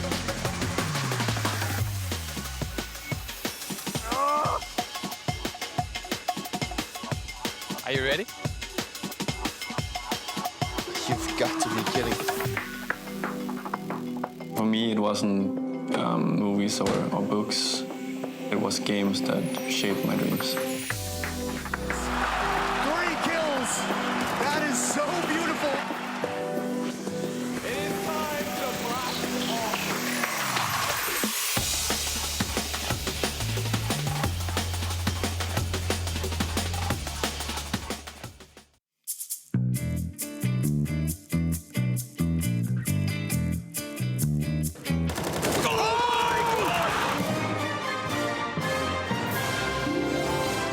Oh, what a headshot! Fire in the hole! I'm Will Close, and welcome to Headshot, the show that hits the nail on the head, the cow with the banjo, and sprays bullets, well, just about everywhere. It's completely decimated. Your new concise upload for all things Counter-Strike. A hybrid of news, views, and noob don't do's. And it'll be an eclectic weapons crate of content too, ranging from team profiles, tips, and killer kills. It's like a bull in a china shop with grenades. Does a lot of damage. So let's switch off the safety and get this puppy fired up. First on the agenda this week, we're putting the ninjas in pajamas under the headshot crosshair. Think back to the heady days of 2012. Bowie was still with us. The floss was just a twinkle in the backpack kid's eye. Pokemon Go was Pokemon gone. That's heartbreaking. This was the golden age of the NIPs. Indeed, stretching well into 2013. This team enjoyed a purple patch of dominance so thorough, they make Floyd Mayweather's record look positively part-time. Ladies and gentlemen, welcome back to the main stage. Inferno. It couldn't be more well-timed or done. A perfect word to describe what this last match in this Blast Pro series is going to be all about. Whoever wins this next game is going to be the Blast Pro Series Istanbul champion. We are incredibly excited. I know you guys are at home and here in the arena are too. Let's head straight over to the casters and let's find out who is going to go home our winner. Over to you. Thank you, absolutely, Adam. Oh man, Launders, I don't know if I've ever been this excited. Yeah. I mean, we have the map 3. We have what we'd hoped for in a grand finals. I mean, an Astralis that looked flawless throughout this entire event, never giving up even anything more than 11 rounds, and that happened once. And now we have it. They've lost their own map choice, leading us here. The grand finals map of grand finals map. It is Inferno. And I can't wait for things to get hot. No, there's never been a place for two teams to do battle that's more iconic than this map right here. And what a great way to end it. I feel like this is probably going to be the most competitive map. And Overpass is not a map they should have won. MiBR, only the core of MiBR only beating Astralis October 1st, 2016, the last time it's been they're forever. able to do it. That is an unbelievable amount of time. Let's see if they can do it a second time tonight. Because in doing so, they again would defend that Blast championship they currently hold on to. Jacket's coming off, Connor. All right, let's do it. Let's do it. He's standing, folks. That's how you know it's real. Utility looking good for Astralis still. Double smoke grenade. No kit. Utility looks even better for MiBR. And nothing's been forced out of their control. I mean, we've seen nothing from Astralis. I don't even know if their bodies have been spotted. Look at the tension now between the offense and defense. Dupree gonna jump right into it. The boy band of players standing in the hallway, ready to triple peek. Just blinded, holding and burning, so there he goes. But he actually gets a fadeaway headshot in the process, dropping the bomb and delaying the plant, but still not. Oh my, I was gonna say enough, but Device still gets it done. With one headshot, he's good. Fur with a reload as Zipex just goes barreling through smoke. Glaive tried to do the same. Zipex took his place, and then Glaive just bailed. Yeah, he's calling it early, it feels like. I don't think that he's going to go for the big wraparound, or is he? He's making his way down Banana now. The bomb hasn't been planted, so obviously there's going to be the seed planted in his mind that maybe there's a chance here, but I think he would have sold himself a bill of goods if he tried at this point. So now he's actually just going to call it, and you could see like the decisiveness in those unwinnable situations. Just call it quits. Take the CZ into the next round. Try to knock down an SMG. It's worth way more money, and don't try to win a retake versus 3 players with 5 bullets and a CZ. Sage advice for anyone who would think that is possible. And MiBR with a clean exit. And Dupree looked like he was going to wide swing, at least get 1 frag, but MiBR were so incredibly ready for that. And it's, again, pistol rounds. It's been touted on the desk time and time again, how important they are. And this is one of 2 last remaining. That could potentially do it. It counted for them on the second half of Overpass to help them bring them back. I mean, there's no way in, you know, there's just no way without it.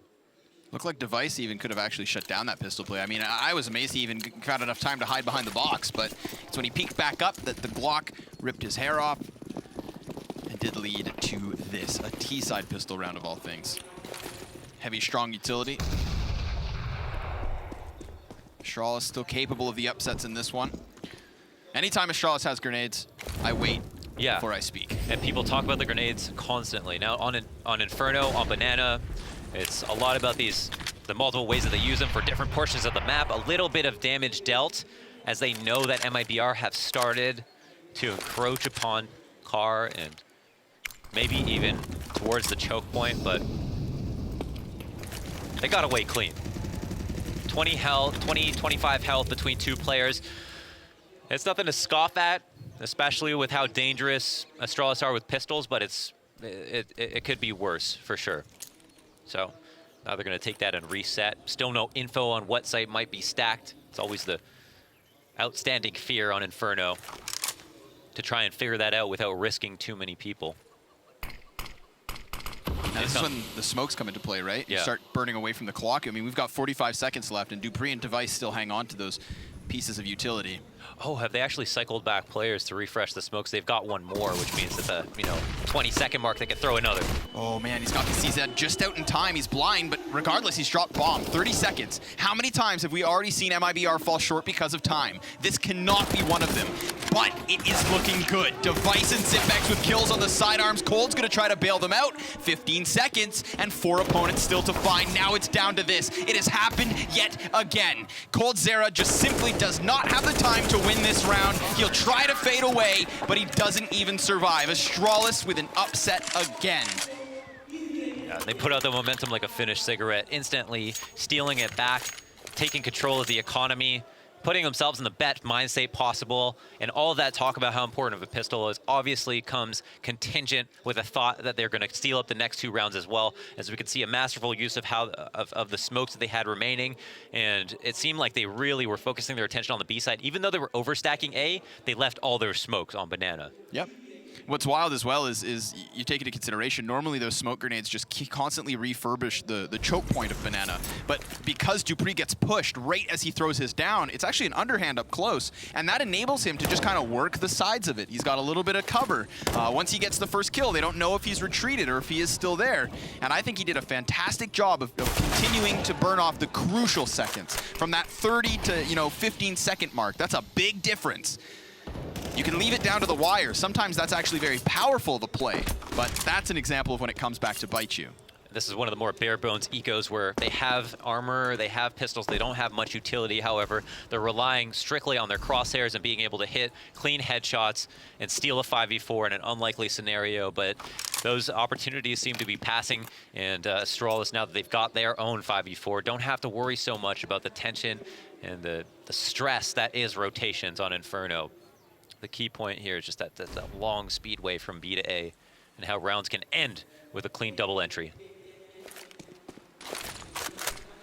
On the cusp of this site, though, that's a great flashbang. 3 arms go up, frags go back, spray damage through. Glaive just classically spamming shots, dealing so much damage. And therefore, this round has pretty much come to a close before they even get close. They have no choice. There's nothing that they can do, right? They're victims to the smoke. They don't have a way to smoke in front of it to make a play. They can't even flash through it. Instead, they've just got to hope that Astralis aren't holding their own grenades or using them well, which is those are 2 very unrealistic expectations. What's wild as well is, remember, I mean, MiBR, they gave away free guns in the second round. For a second, I thought that was going to work.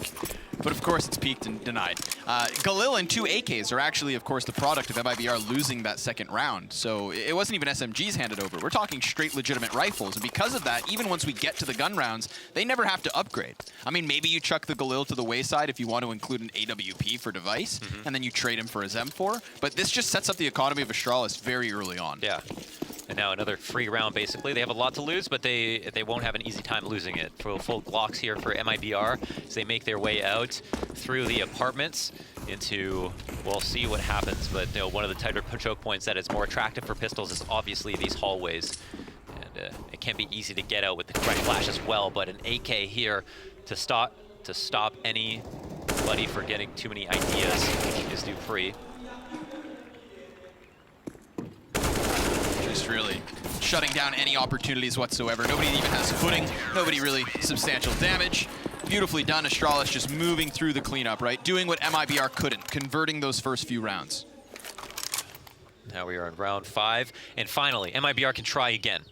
They are in their comfort zone, but they already lost a round where they definitely had the firepower advantage, obviously denoted by how much money is spent in a round, also known as equipment value for the layman or the average matchmaker. Yeah. But this is cooler. I think it's much better. Because it's true. It is still true. It's true. Deep Molotovs, we saw that consistently. Yeah, time and time again. We know that this is how Astralis like to set the tempo, just reroute the offense, and Zipex just seeing an arm toss a grenade past him. Not knowing there are so many people up close. He looks like a statue. Unshakable at the bottom of mid. I mean, his eyes don't even move. For good reason. Finally, when Stewie offers up something, he immediately takes the kill. And this is in a gun round of all places. So we've got Astralis just cornering and boxing MiBR in the bottom of mid. They've given them no map control other than apartments, and even that was slightly delayed because of early presence from the Danes. Not dying left. Oh yeah, not dying early. Key point to consider to every single round of T-side Inferno. And that's a box that's left unchecked for MiBR, but they are still given Banana. It doesn't seem like there are going to be any more surprise grenades to come and stop them from coming up any farther. This Molotov to feign an attack on B, leaving some utility behind, weakening their attack on A, but at least they've pulled one rotation in a site that would almost always have 4 with the correct information. Coldzera then hits a crucial shot as well. That's a big one. It's still going to leave this defense inside of the site, and Magisk with a good angle using the bicycle to just get his head over the wall. 20 seconds left again. This is a high-octane situation, big pressured moment, and they're not making any further progress.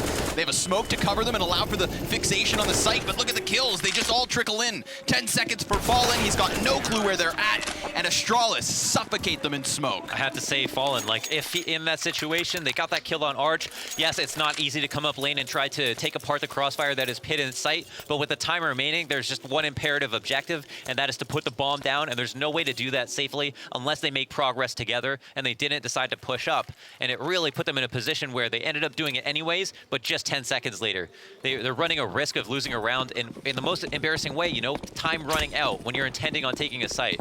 And I can't kind of synthesize why based on what we've seen, but they had the entry to get them to go. And now we're just getting to the bully stage, right? This is when Device just goes charging down middle. Dupree applying pressure as well with that AK, so the trade's so successful now, just picking apart the very minimalistic buy here from MiBR. They didn't have much to work with, and now they have even less, because the pace, the rapid state, it's all got Astralis on fire. Yeah, this early into the game, I think we had similar scenes to Overpass actually, but yeah, I don't know if that'll tell you anything positive. I'm sure if you're MiBR, you're not like, wow, they won 5 rounds in a row, we got this map, but at the same time, at least it's still early for them. But yeah, another clean anti-eco to come off of kind of a tragic attempt at taking the A site. They really can't let those rounds slip, not in an event like this in the finals. There's just no room for it. Yeah, the final stage, the last hurdle. Every round, that Molotov. Whoa, Zipex very close now, catching the first one off, and he just continues to spray through the smoke. He knows there's presence here, and a frag grenade underhanded could do it, but the CZ's even better. I mean, spam through, and Tarek's dead as well. A solid hold from Zipex. 3 kills single-handed. He's got the support over the shoulder, but he is the rock, the immovable object, until finally his head is punctured. And Fallen's got something to work with, but his teammate's so far away. Stewie could actually surprise this bomb site if he were to just suddenly burst, but what he needs, of course, is that very quick kill. And now it's been figured out. He's gonna get boxed in, Fallen completely displaced, and this is Astralis just picking up another round. And it all comes down to Zipex. He just answered back with his model moving forward as opposed to away from the pressure. And right here, there's a Molotov, a fire right behind him, but he stands his ground, has a smoke down for support, and he knows that he can fight, and nobody from MiBR had any knowledge of where he was, just completely disoriented in the smoke, caught completely off guard, and made to look like fools by what is honestly the master Banana. Like, he is always a front runner, and he's not known as the most aggressive player, but he just knows how to strike that balance so well, and that's why he's never talked about as being one-dimensional. Fallen not given a shot on Dupree, who does just go parading and soaring through mid. This is a big op duel, whoever gets this kill.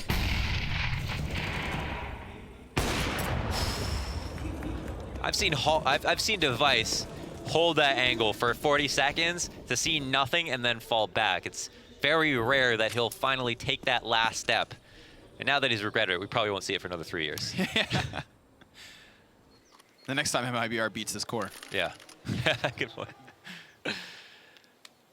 That's a real knee slapper, Connor. Thank you. Don't slap yourself too hard. This one's not even close to finished yet. Smoke obscures vision just a second later. Fur actually gets very close, and Glaive is just inviting him to challenge this. And he's gonna take one shot and then fade off immediately, trying to reposition. But the reason he's slowed is because they tagged him. Not that that's gonna stop him. He still manages to just deny for anything else, and he's up close still. Fallen gets the best of him in the CQC situation. Zipex is gonna try and use that smoke so he can fixate on Banana, anticipating the split. But the big question is the A players can't rotate because they don't know if or when MiBR will rotate back to the other side of the map. Zipex, he's unsure as to their commitment. Absolutely, the most salient part of the round. Just denying these A players from safely being able to rotate, but Zipex throwing this smoke, delaying the time. 19 seconds left. If he gets one kill, that could be it. Yeah, just needs to deny this plant. He's gonna get that Opper first. He's very good at isolating these kills, repositioning and engaging in 1v1 duels. Somebody has to, absolutely has to pick up this kill. Black with the bomb planted and the 2 players down, that's it. Wow, that's it. They actually pulled it out. In those last remaining seconds, they finally were able to do it. And now we have a new round here for MiBR where they are back on their feet.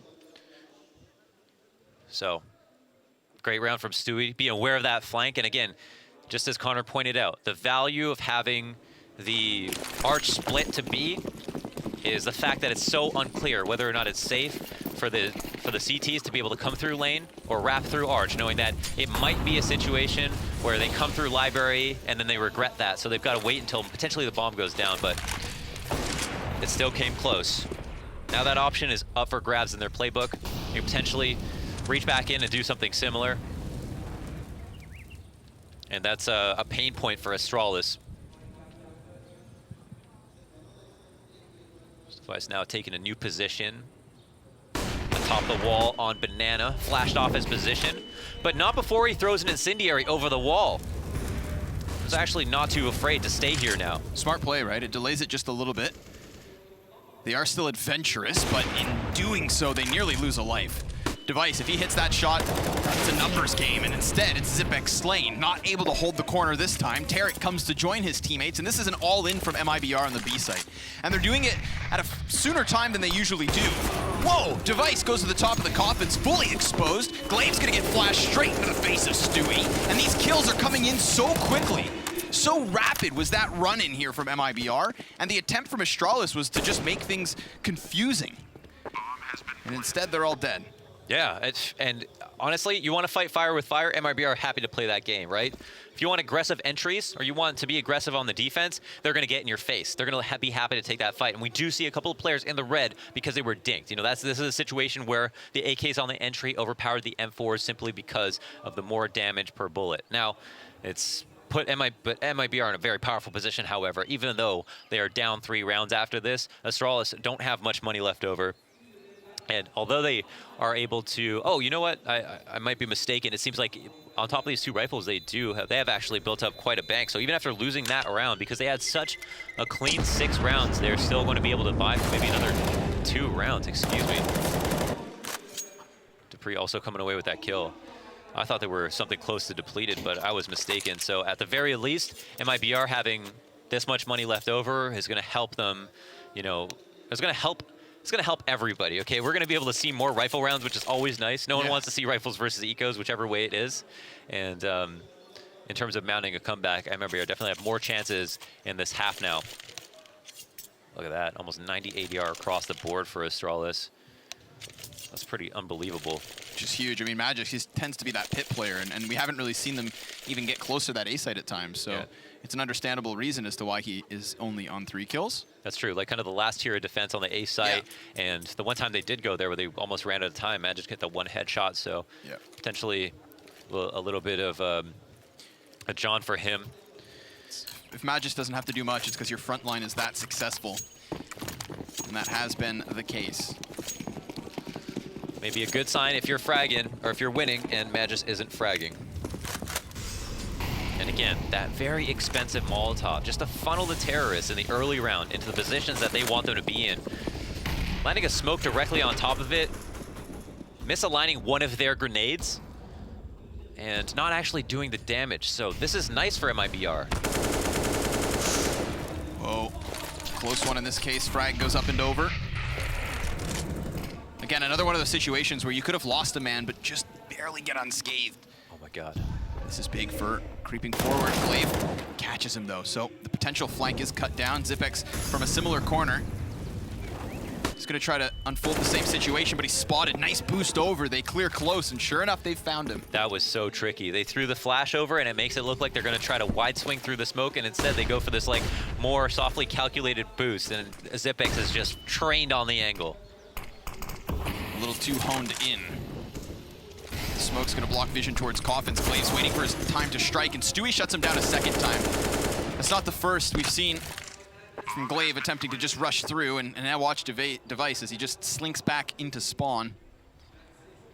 Yeah, receding back to his teammate Magis, who just hasn't seen that much action up here on the apartments, and that is such a successful round from MiBR. I mean, this is definitely looking like a real game all of a sudden. And, well, it's a surprise to be in map 3, let alone the thought of MiBR actually taking the series, but that reality is becoming possible. Whoa, just dodging shots. Magisk has to be cautious. I mean, they could still very well shut this down, and he's gotten the kill from above first, but the commitment is what costs him. Oh! Beauty. Man, only in 2018 are teams working that hard for exits. Yeah. You really gotta hustle nowadays. Oh my gosh. For every inch, every penny. But yeah, that's 5 down, and that eats through the economy of Astralis, who still have quite a bit saved up, and see Zipex just caught completely off guard, just like, you know, one man. I mean, he is just one man, and sometimes it doesn't feel that way. No. But he, at the end of the day, can only hold on to one angle, and yeah, Coldzera showing elation. It's definitely the person who, if you put him in a final, he almost always shows up in a huge way. Like, I think most consistent throughout finals in his career, for sure. But the Astralis are no strangers. Again, just a server full of major champions. We're just blessed to be able to talk about these two teams going head-to-head. And now there's actually the hope, or the chance, that MiBR could potentially maybe tie in this half. And a half that Astralis have already caught on fire. I mean, they won 5 rounds in a row at a certain point. It has been a long grind back, and this round won't be any easier. Molotovs for everybody, and I'd like to see if they throw that Molotov again and how they use it. So it seems like they're definitely using it to funnel a lot of attention towards B, but MiBR did a great job of avoiding any damage. That's the one thing with that consistent Molotov we see from Astralis. It does expose somebody early, and if the timing's there, if the spawns are right, you've got to be extra cautious. You can see Magisk, he almost got caught that time. Would have been an easy casualty. That's true, you can't pick your spawns. And so if your A player doesn't have the right spawn, it's not like a pug where you can just pick the best spawn to go throw it. It's the same guy every time, and sometimes he can be way in the back. So there, they got ahead of it. Now they have a different angle on Banana. Forward stance, but no smokes actually being used here from Astralis. Normally when you see these forward positionings, it's because they've got this bottom of Banana just constantly smoked and flamed off.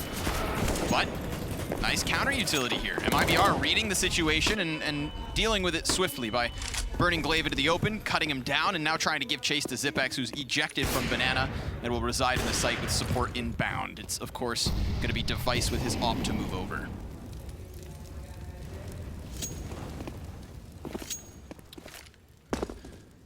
Now Stewie setting up for a very light fake, you know? If this even holds someone for 3-4 seconds on B, that's a win. For 300 bucks, they'll take that every day. In this situation, 2 on A, that's gonna be a hard site to hold. Especially with these positions, I mean, they're just so exposed, they're so in the open. And now they're actually gonna walk forward here, so trying to catch the T's off guard, but the shadow, that's a shadow angle that he's not anticipating a second player from, but still successful in killing the first and putting this in a 3v1. Device comes over to support, not finding an angle as of yet. If he exposes himself, then he is so susceptible to the arch push, but there is nobody there. So he just has to gamble and hit a flick like that, because the time is what makes the difference. Astralis locking it down thanks to Lady Luck and a timing on the clutch. It is just so smooth. A monumental flick from Device, and I mean, if he didn't hit that, Fallen wins that trade. He holds down that entire lane. They easily escort the bomb to the bomb plant zone, and then we have a whole new round, but instead, just drops the hammer right on Fallen's face. That was nasty. That was nasty. A round that definitely MiBR had in spades. Yeah, what I wonder with that is do you think that pushing 2 players up from truck side is actually what pulled all of MiBR down that lane, so that they figured numbers were on this side, we trade frag effectively, because they had no arch control, and a single arch player there is going to keep Device out of the equation and allow for that plant to go down. So the way I see it is that in a situation where if Stewie throws his light fake on Banana, then they have the easiest rotation would be the arch player, so he's at least pulled the CT spawn, halfway in between both. And if that's what their goal was, they should have trusted that and assumed that if they smoke Moto off, then they also smoke that arch rotation. And then they could have just group lane, have the Moto smoke go down, Device has no line of sight, and then they can just push up together and just trade out whoever's left in the site, if only 1 or 2. But I think they kind of didn't respect their own smoke, which is fair sometimes just because it's only 1 smoke, but that was clearly, as we saw, it worked really well. Right. I also feel like if the bomb carrier as well isn't caught overextending around the box a bit, then it never gets thrown out into the open. It doesn't need to be retrieved. Quite a few what-ifs. Some minimal differences could have spelled out a different result. I wonder how tempted Magisk is to peer around that corner. Oh, he's probably bloodthirsty right now. Tomato Man's yet to come into full force. Oh, don't give him a shoulder. Because he'll peg it through the chest. Glaive left alone now, trying to call for reinforcements, and Device is coming over. There's a gap, and he lines it up. Substantial damage from Glaive with a frag to follow suit, but Fallen, he's too accustomed to playing Astralis. He knows those frags are always flying. Magisk, as you said, bloodthirsty, and for good reason now. As he tries to upgrade into the AK, Fur may anticipate that there's not a second player here. They've actually played the buddy system really well, and Glaive was really patient, even hits the head, but it's not enough. coldzera is totally ready. Dupree, though, to come back and try to answer with his own frag, leaving coldzera alone. Red HP has the bomb and a sight, but does he know that? Does he know the rotation hasn't come out quite yet? It's actually Device to gamble on it being a B hit, and as an opper, it's going to lack mobility. It's going to have to make a read. This is a round coldzera should never lose. Even though he's so low HP, no, Device is making a hasty rotation back. There's still so much time burned off the clock at this point. coldzera could be anywhere. This is a big one as well. Cold, he's laid down that smoke over towards Moto side, and I don't know about this. He's just going to go for the small pit. This is giving a lot of space and a lot of respect to Device. If you can just play that whack-a-mole, peek up and drop down, then sure, you may spot him, but Device, it's just going to take a single shot. Device is caught, and he's flying as Cold wins the round. A big clutch from coldzera. A valiant effort there from Astralis to shut down that entire A play. You saw everybody being tagged up in the process. Glaive in from behind, the push up through the apps. But it takes more than that to stop coldzera. Yeah, they were constantly a nuisance in this round. Like, as we can see, Dupree playing the buddy system with Magisk coming up late to kill Fur, and then getting extra damage here, even taking down Fallen. coldzera just barely getting that kill by the skin of his teeth. Such low HP, could have been a victim of a spray transfer. We wouldn't even seen that round being won. But now, we have a round MiBR actually were able to win against all odds. And Astralis still look fearsome as ever. And that was the importance of the previous round. Again, can't be understated. Look at the result. CZ's pistols, a couple of bits of utility is all that's afforded here from Astralis. And MiBR are still fighting valiantly to get themselves a lead on this first half. It's possible. It's not perfect. And they're already man down, but it's starting to come back their way. And with plenty of time left over, they don't have to expedite the process. Yeah. It's a round of team damage. I think it looked more tragic than it was, though, with Tarek being so low when he got shot. But at the end of the day, it's a man down. And now Dupree, been spotted. Blue guy on the corner. They fall back, and MiBR start to consider constricting around the A site. The problem is they cannot get too thinned out.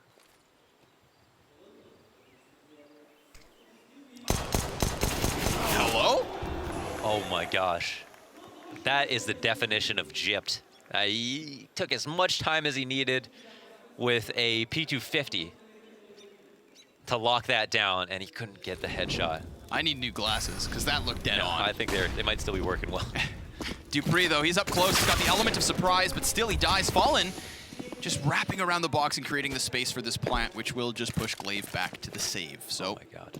They work their way thoroughly and slowly enough through that A-site defense to ensure nobody's caught off guard. You always have to be cautious when there's CZs in hand. Yeah. The pocket AKs. I mean, all it takes is one corner unchecked, a couple of players go down, guns picked up. I mean, MiBR have fallen victim to it previously. And with that fresh on your minds, you're not allowed to let it happen again. No, absolutely not. That'd be totally unforgivable. And now Glaive, whoa, just spots a Dragon Lore. There's some free loot on the floor. And he is up and out of there. I wonder if MiBR were aware of what was there. However, they are taking the more standard route out of the halls, and Glaive finds his frag, lets him know that he is wielding the big gold gun. And he keeps it. Moves the Dragon forward. And that goes to Device, who actually has a very nice spawn. Not the ultimate, and this is just kind of sad. I think he was down to 15 HP from Magisk, who actually dinked him with the CZ before he was killed. But it's always important to see how it happens. As you alluded to, that spawn for Device was really good for potential mid-peak, but when you're the only weapon in the round for Astralis, I think maybe you decide not to get overzealous. Yeah, fair point. Now there is going to be the need for him to at some point make a play, but definitely going to want to make it a calculated risk if possible. Nice shot for Device. Just utterly denies it. Magisk even sticks around, and even though he only gets one kill, that's still good enough. I mean, it's a 2-for-1 thanks to Device's positioning. Yeah, there's the graveyard of weapons now just here at the top of halls, and an unfavorable situation for MiBR, who on one side want to try to camp these out, make sure they don't recover the AKs, and also just try to throw them over, but don't want to get caught off guard by a waiting pistol trap. Who knows what's around that corner? That could have been another. That was very ballsy. Deagle in the back of the site sees the man drop in pit. Dupree is not playing here with Device. This is just a commitment, and the corner's been cleared. coldzera not one to deal with said gimmicks. Just busts the site wide open. Now that AWP can still keep itself up. You may throw these pistol players forward, see what they can get done. But again, Astralis, no strangers to the save. Oh, Zipix, he's gonna recover an AK if they didn't, yeah, they left him there. He could still make this happen then. I mean, a CZ confirming the presence. That's the utility man for Glaive. So off of his grenades, we should see these pushes with the AK and op. Now Zipex comes wide, doesn't get the man in pit. Fallen just too quick, head on a swivel, playing around the side of this wall, finally will drop. But again, the big question is time. I mean, that is the most significant issue. Oh, so he can wait in pit. They're just gonna go for the kills at this point. Bomb's either gonna blow them up, or the CTs pick up their frags. But regardless of the kills, it is, of course, Astralis giving up the round, tied at 7. Yeah, Glaive actually stayed alive, even though coldzera did almost 60 damage, it felt like, in the back of pit. So recovering that off for the last round is imperative. And yeah, they could have gotten tricky for sure. But after that, all these shenanigans and halls, that amazing flick, by the way, just an obtuse flick up to the corner of his screen after turning his attention away. Magisk gets traded out 1 for 1, and the frustration on the face of Dupree, for good reason, is it's literally just the last potentially 15 rounds of this entire tournament. This is blowing my mind. Remember, Astralis, they won 6 in a row. That 7th round, you know, that one comes about, I believe, at the 11th, and it was instantly reset. So the economy always played against them. MiBR have contained them in that regards, just out-buying and out-fragging at this point. We said that 8th round, it's still MiBR's to take. You assumed that at a 6-1 scoreline, Astralis would at least walk away with majority of rounds. But man, what a turnaround. Yeah. A huge comeback. A lot of attention has been on halls in this half. It has been paramount to MiBR's success. Oh, and Device offered up just a sliver of hope. Maybe if there was another 10 milliseconds, that player was on his screen, he might have clicked. Wouldn't have put it past him to hit it either. But it seems like it's action time, Connor. Maybe they'll delay just a bit more here, Mohan, because the smokes would not facilitate the push. Don't stand up just yet. Still continuous utility usage. Still enough on Astralis as well to really obscure this execution. It's the advantage to MiBR on the nades. The wall is up. A flurry of smokes have gone over the rooftops, blanketing A in cover, but not dealing with the players who still stand here. It is a heavy defense presence. The flashbangs look good, but the entry is denied. Dupree comes in from the corner and Magisk from the pit. Astralis will keep majority of these rounds. They nab themselves an 8. Man, that box is a place where a lot of players end up. Dupree is one of the most consistent, though, to do it. That was such an unreal spray transfer and a great round overall from Magisk, the man that we talked about, just not having a lot of action here, but that's it. Just a sweeping spray into the face of Stewie 2K, and Magisk, his teammate in the crossfire, delivering on the goods. That's it, the tightest half you could ask for. Last map of the tournament, last half of the tournament. The final 15. Victories are within reach, and Astralis don't feel comfortable. We've got the reigning major champions and the returning Blast champions here. This tournament was a given. Yep. 15 rounds, let's go. Smoking kit for Fallen, 4-man bracket defense from MiBR. This looks to me like a read. Yeah, they've got the 2-2. Looking for the pincer move, and Fur is actually here as to bait his teammate to wait in the smoke if they decided to jump through it. Fallen gets his head clapped. That's a quick snap on the snout. Oh, they haven't rotated. No, they just stayed. Feel as though, again, right into something here. But the problem with this positioning is that it opens up balcony entirely. I mean, that is wide open. And they've lost a player on Arch. Now, these two porch defenders become so susceptible if that mid-man doesn't go down. But now that he has, the CTs can try and lock off this cross. With bomb thrown out into the open, things get tricky. We've got a man advantage for MiBR, looking to cut back this lead. And 45 seconds for Astralis to try and wiggle their way out of pit. They have to worry about Fallen, but Fallen has to worry about them because remember, he was gushed from the B site, so that rotator's weak. But what's not weak is this man up in Apps who's been spotted. Zipex knows, and so he's gonna plant in a safe corner. Coldzera's gonna come peeking wide, and the man in pit is safe. Device rails him with a perfect headshot onto Tarek. That's crucial. Now they have information. It's Fallen tagged from the B site as a rotator, and whoever's up here in Apps who just comes flying outwards. Coldzera actually manages to get his feet on the ground. Now Fallen's dealt with swiftly. They have Cold in a pickle, a pinch, and he's got no way out of it other than superb accuracy. 6 shots in the mag, and none of them will land. It is MiBR to lose this pistol. Oh, that was an unbelievable recovery from Astralis, man. That 2v3, they had nothing going for them. They had to come out of pit to get the bomb. Fallen played it as patiently as he possibly could, and they had that big flank coming out with Tarek consistently being a nuisance, but not even dying. They delayed for the longest amount of time possible, and Astralis still snuck onto the site, put the bomb down in good cover, and were able to defend and hit all their shots in the 2-on-3. That was amazing from Astralis. That's not a round that you have any chance of winning most of the time. Like, that is a great recovery. Magisk obviously elated with the importance of a pistol. A stark difference here is the second round from Astralis features 5 SMGs. Remember that when MiBR flubbed their second round in the first half, they gave over a Galil and 2 Kalashnikovs. So very different hardware here for Astralis. I think they're just as susceptible to the potential force buy win, seeing as MiBR are well equipped and obviously well skilled. But if they do manage to lose this, it's not as though they're giving over the biggest of guns. So less to lose, but still so much to gain. The money, the conversion rounds early, the double digits so quickly secured. I mean, Astralis, they've actually given up close halves to multiple teams now. I believe it was close earlier today versus MiBR on Dust 2. And then it was a clean sweep in the second half. NIP. NIP on Nuke, exact same scenario. Close first half. It looked as though Astralis weren't invincible. But it's all false confidence and superb second halves. So let's see if this is a third example of that.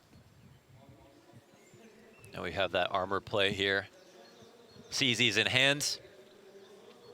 Equal distribution among the sites. CTs ringing off headshots already. And there's another one. Tarek doing everything but hitting the head, leaving Zipex wounded, but still up. Here's the big push, though. Wonder if Stu gets spotted. He emerges from the smoke, gets 1 kill for his efforts. The CZ spam is good enough to deal some damage, but the problem with the spam like that is you're left with this, 14 shots. The bomb's been planted. Running out of ammunition. Just maybe now trying to go for the save. Fallen lucky to be alive at this point, so yeah, count your blessings, tuck your tail, and just save for the next one. No, absolutely. It's not a regret if you can try it again, so. That obviously doesn't apply to all her circumstances in life.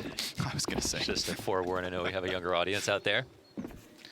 But yeah, having to be able to not rebuy armor and CZs in the next round, it's going to cause so much fear in Astralis. And again, this is something we always talk about that they do really well, is just knowing when a fight's over. And so Astralis with the lead.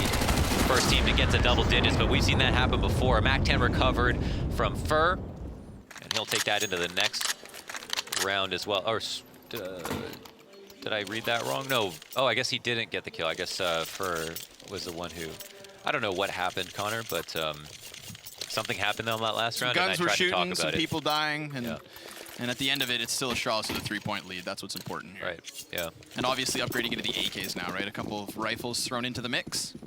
Those SMGs replaced and upgraded.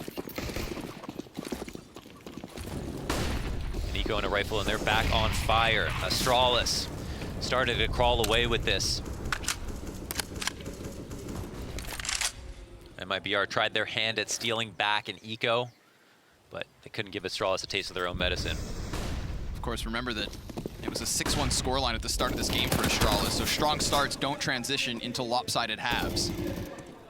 MiBR, when turned into a caged beast, can sometimes get rabid.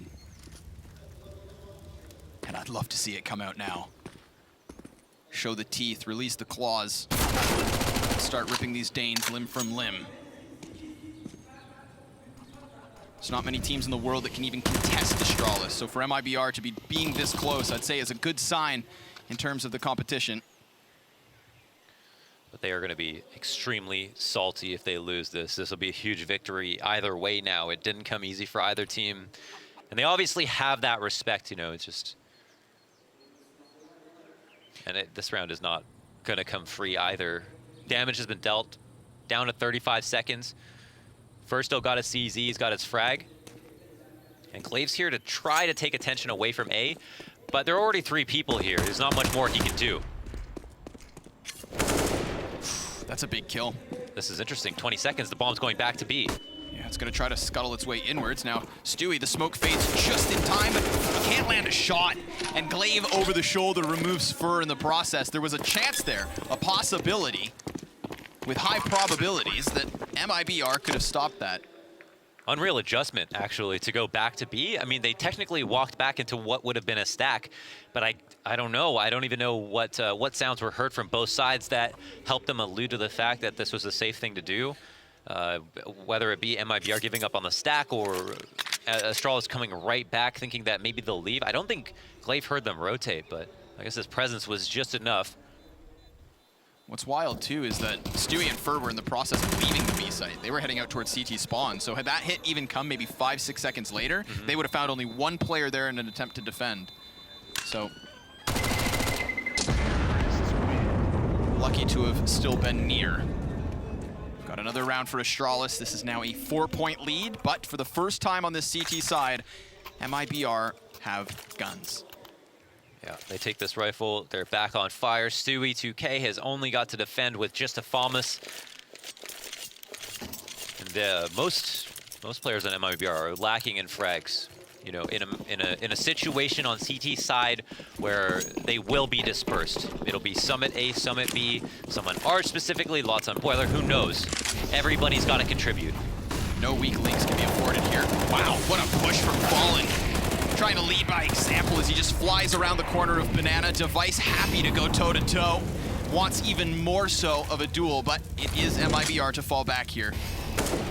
Again, it's important for all individuals to step up on Inferno because you are spread, but it's also very important for everyone to have grenades. Utility so crucial on a map like this.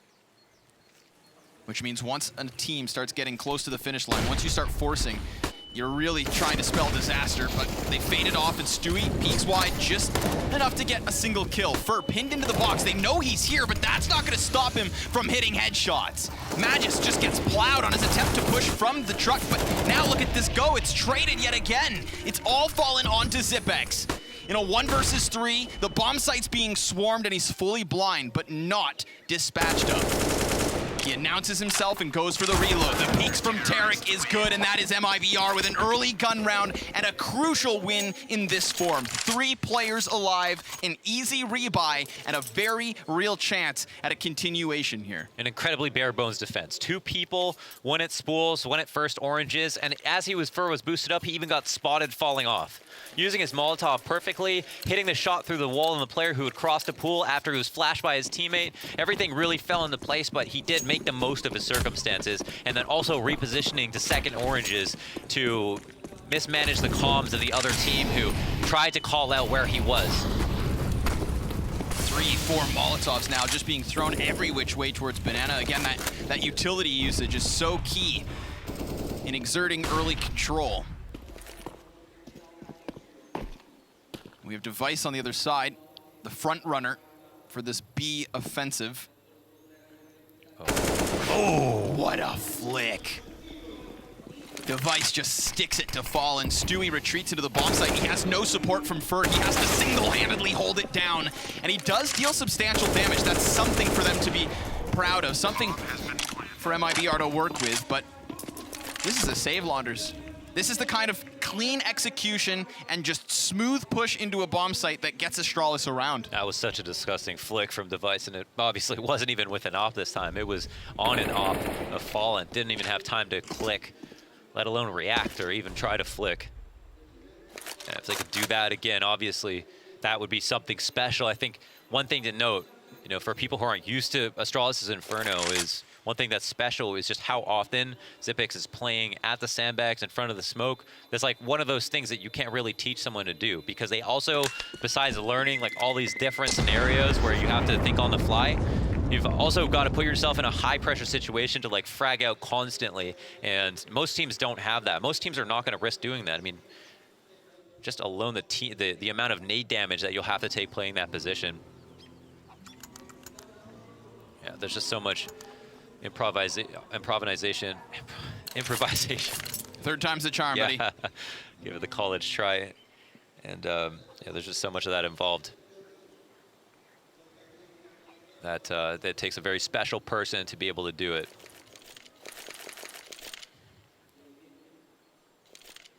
Only 1 player over 100 ADR right now, and that is Glaive. The outstanding player of the major final. Yeah? Yeah. Yeah, most certainly. What's wild is Xyp9x has the same amount of kills and you know, 40 less ADR. Mm-hmm. So, finishing off the job. Someone else is working the body. Yeah, everybody else is up there though, right? We've got a kill distribution of 13 to 16 for Astralis. Everybody showing up in this grand finals, and that's what we talk about, right? The depth through and through. The skill and ability is always there for the Danes. And while it's never, I'd say, appropriate to call out individual performances, that's just not the case for MiBR. They're finding weaknesses. Yeah. And Astralis are exploiting them. If the comeback happens, we'll definitely see all of those stats pick up. Exactly. You know, you don't want to live and die by them, but at the end of the day, they do mean something, and they also know that. So we've seen MiBR expel a lot of utility onto Banana, but not follow up by trying to hold or control it. Instead, kind of loosely having Fall and pick an angle, work with it for a second, and then maybe fall back or get one tapped by Device. But on this round, it's been called out one more time, and there's no one there at the top of Banana to stand as a last line of defense, to delay for time, which they desperately need to do, and instead are going to rely on a very unlikely sight hold between 2 players in a crossfire. It's a matter of timing with this smoke. If Fallen can get it down fast enough, then it's going to delay the entirety of this execution. Or they have to do the very risky thing of running through it. But smoke goes down at their feet, and it looks like they're going to try to charge past. At least Magisk will. I mean, he's in the open, so that's an easy pickup for Stewie, who then takes the place of the corpse, looks away from the flash, and the kills come trickling in. MiBR, attempting to lock down this site, will have to give up a couple bodies, leaving them still in a man advantage. The A rotators come over, and Glaive is denied any further presence from Fur, and Xyp9x has to clutch. An incredible player. We always praise him for this ability. But it's going to have to be a cerebral play because he has no utility. The bomb is planted for him, and if he bails out towards Banana, he may think it's clear, seeing as Tarek is actually a little slow on this push-up. But if Xyp9x also hides in a corner, then who knows what's going down. Zipex actually has a great off angle, but again, unsuspecting to Tarek's late lurk. I like that from Tarek. Just play it extra cool, let your other two teammates make that first move, and then with the element of surprise, grab your team in 9th round. Yeah, I feel like Steven Seagal wouldn't have been able to work his way out of that one. That might have been a little bit too much to ask, but man, can we highlight how well Stewie plays in the site there? He's obviously got a great flash from his teammate in CT to assist him in getting his next kill, trusting it, tucking his face into the coffins, and then turning around to finish off the player in pool, and then sliding back across the site over to Oranges and understanding where the next fight will come from. The guy who jumps up to tries to trade.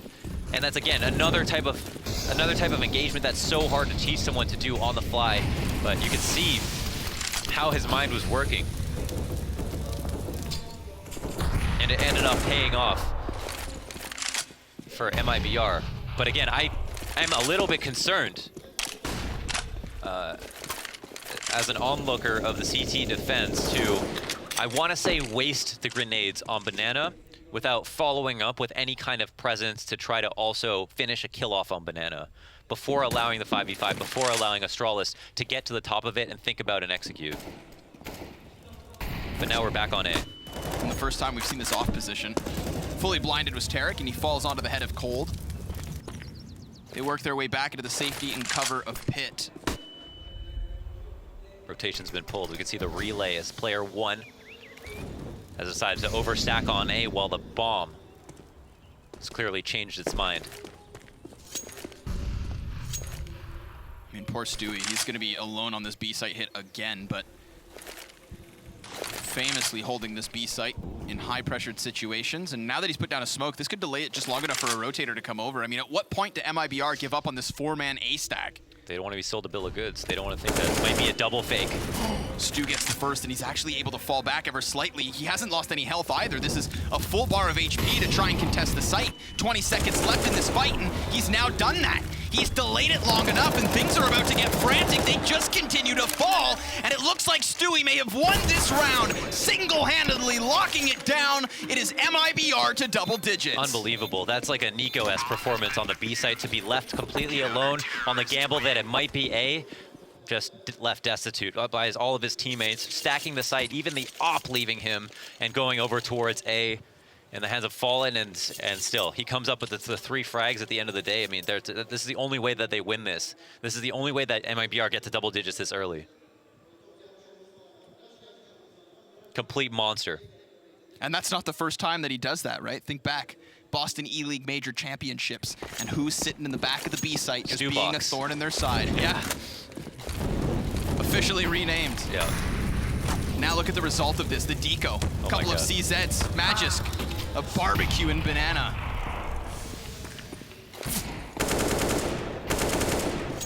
And here they stand and face. They throw their nades down, they're picking their anti-ecos to make it seem as if they are giving a lot of attention to Banana. And that might actually work out quite well. Fur's gonna have some pressure applied, but he's just fine with that. Tarek as well, taking a fight into his own hands. Downing Zipex, resulting in what would be pretty much the cleanest anti-eco that we've seen from MiBR. Astralis have had no problem having clean anti-ecos. They're super solid. But this is a pretty big win. This is a pretty big win. Just going ahead and collecting the round win bonus along with keeping all of their utility. And because the round ended so early, so much utility. And the greatest sign of health on CT side is the conversion of AKs. We've already got 3. Astralis still have a very, very decent buy. They still got a lot of options. I know they see an opportunity on Banana, and I feel like that still is exploitable. And we haven't even seen all of their A takes yet. There's still actually so much in the playbook of Astralis to be seen. Yeah, and that's what I look forward to seeing, right? Is how they're going to change things up, because I feel like Stewie's giving them a good reason to start avoiding B. And on top of that, remember, even when Stewie's alone, it's become a difficulty. So if they do happen to head out towards this A site, it has more often than not had a majority presence from the defense. And this round will be no different. Tarek, not flashed off of his position, is actually given a chance to use it this time around. And Fur has to let them cross to CT spawn. This puts Fallen in an awful spot. Can he lock it off his own? Yes! Nice flick onto the head of Magisk. Destroyed in his stance, but Zipex takes his place. And even now, Fallen still just flirting with the idea of falling back. Sure enough, okay, he's taken down, but Zipex is now pinned into an awkward spot. He's got players coming in from all directions, so he too overtaken, and thus leaving the remainder of Astralis split. Wow, there's actually a chance here. Depending on how, if the bomb is spotted early, which it actually isn't, Device actually gets caught off guard. Could have caught Tarek rotating if he had known there was someone there. But now it's just Glaive. Just Glaive alone. Slain by Tarek, now starting to come to life. A good multi-frag for him here towards this A side. I think that's what he needs. Everybody picking up the pieces. Everybody above now 10 or more kills for MiBR. It's gotta be a team effort if you're gonna take down the best in the world. There it is, Tarek from his treehouse. Falling back to default. Laying down the law. Started out this half with 4 frags. It's been a long road back, but his team has helped him out. Stewie winning those rounds on B. Everybody's contributed to give him the number of opportunities he has to get back into the game. But it looks like the pressure's not off. This is a big, fast one. Zipex actually catches Fallen. He's not able to retreat, and so it's going to be Stewie again contested on this B site. His reinforcements come in the form of Coldzera and a 2-man push down mid. But they've retrieved at least an M4. That is in the hands of Glaive. Stubox cleared. Zipex has been the difference maker here. His absolute and utter aggression. That's not something you look from him, but now another!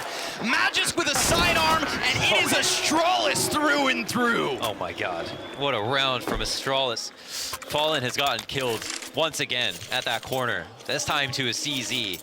The explosivity of Astralis is just at an all-time high at the moment. And clearly here, Zipex has a bone to pick, letting them know that this is his site. Doesn't matter what side it is, what side it is. Such a rapid pace. I mean, even with the smokes down, that right there, that's a turning factor. If Astralis end up closing out this map based of that, it's because you cannot make mistakes. That's what we say. If MiBR are going to take a win over Astralis in a best of 3, everybody has to perform, and you have to minimize mistakes. But losing to CZ75s in the final 6 rounds of the 3rd map in a ground finals, that is just classic Astralis. Yeah, now we've got more reciprocity from the other team on the ADR score lines. There's just more of a win-up equalizer here with the amount of different levels of damage that's been dealt from either side and all players.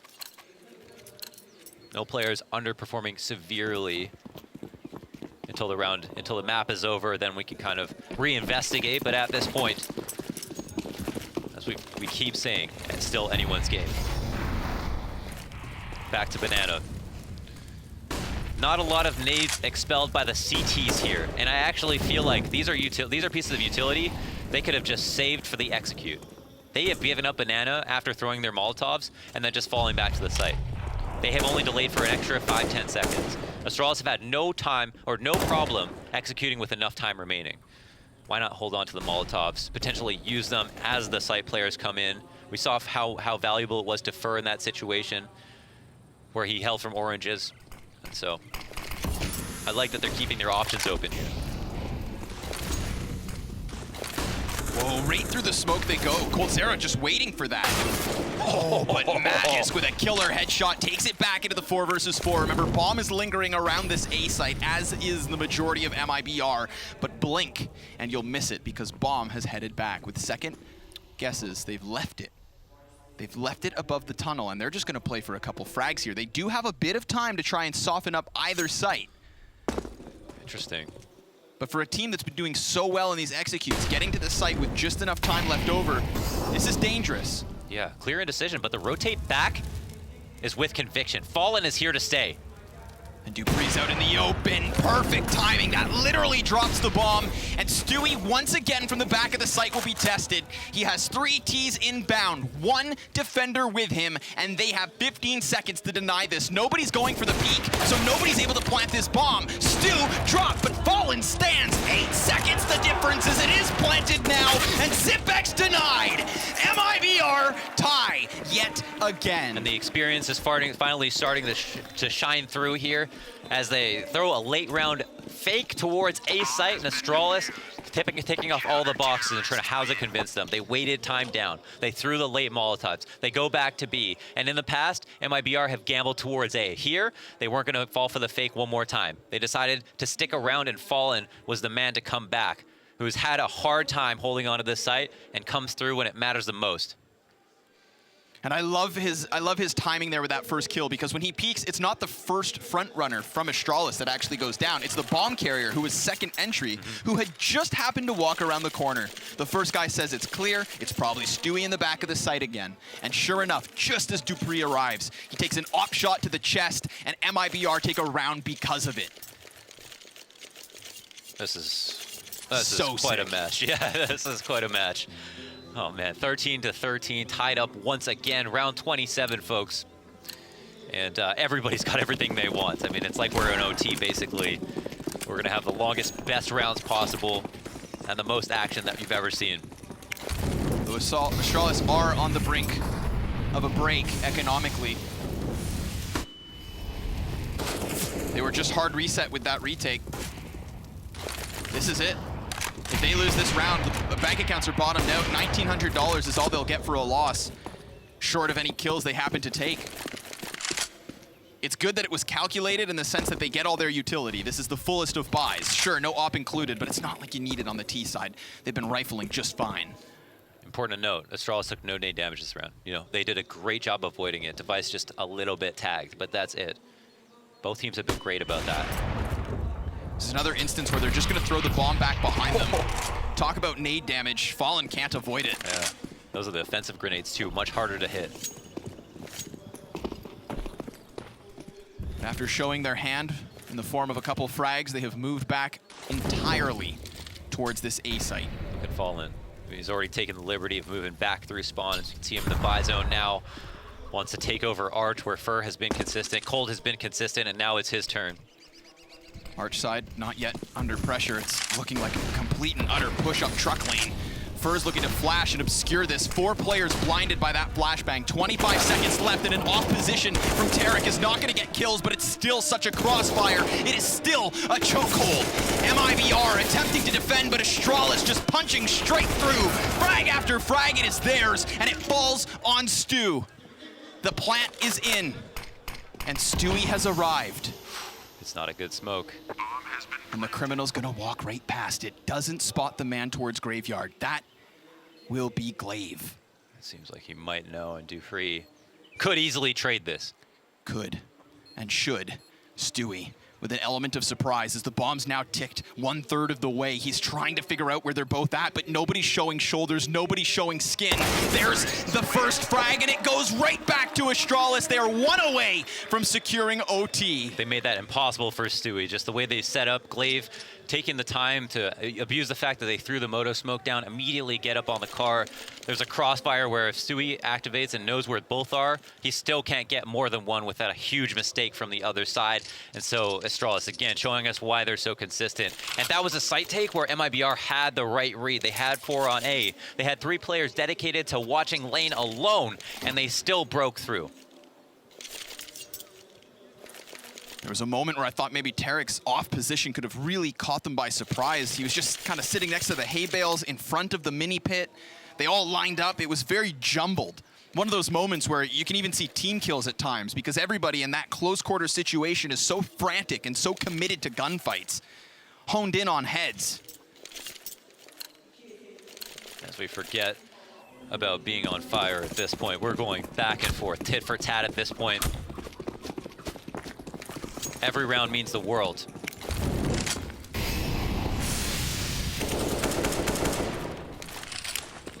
Astralis in the lead. They can taste it. They can taste victory. This is their tournament. Could be another title to their ever-growing collection. Currently hanging on to most of the major championships. Full passive setup from MiBR. Dangerous territory. Dangerous territory. They've shown huge individual prowess between the two people that have been there, even when one has failed. The other has come through. But you can't use that as a sustainable route for victory. They have to rely on rotations. They have to rely on utility. Big play is not the reliable crutch.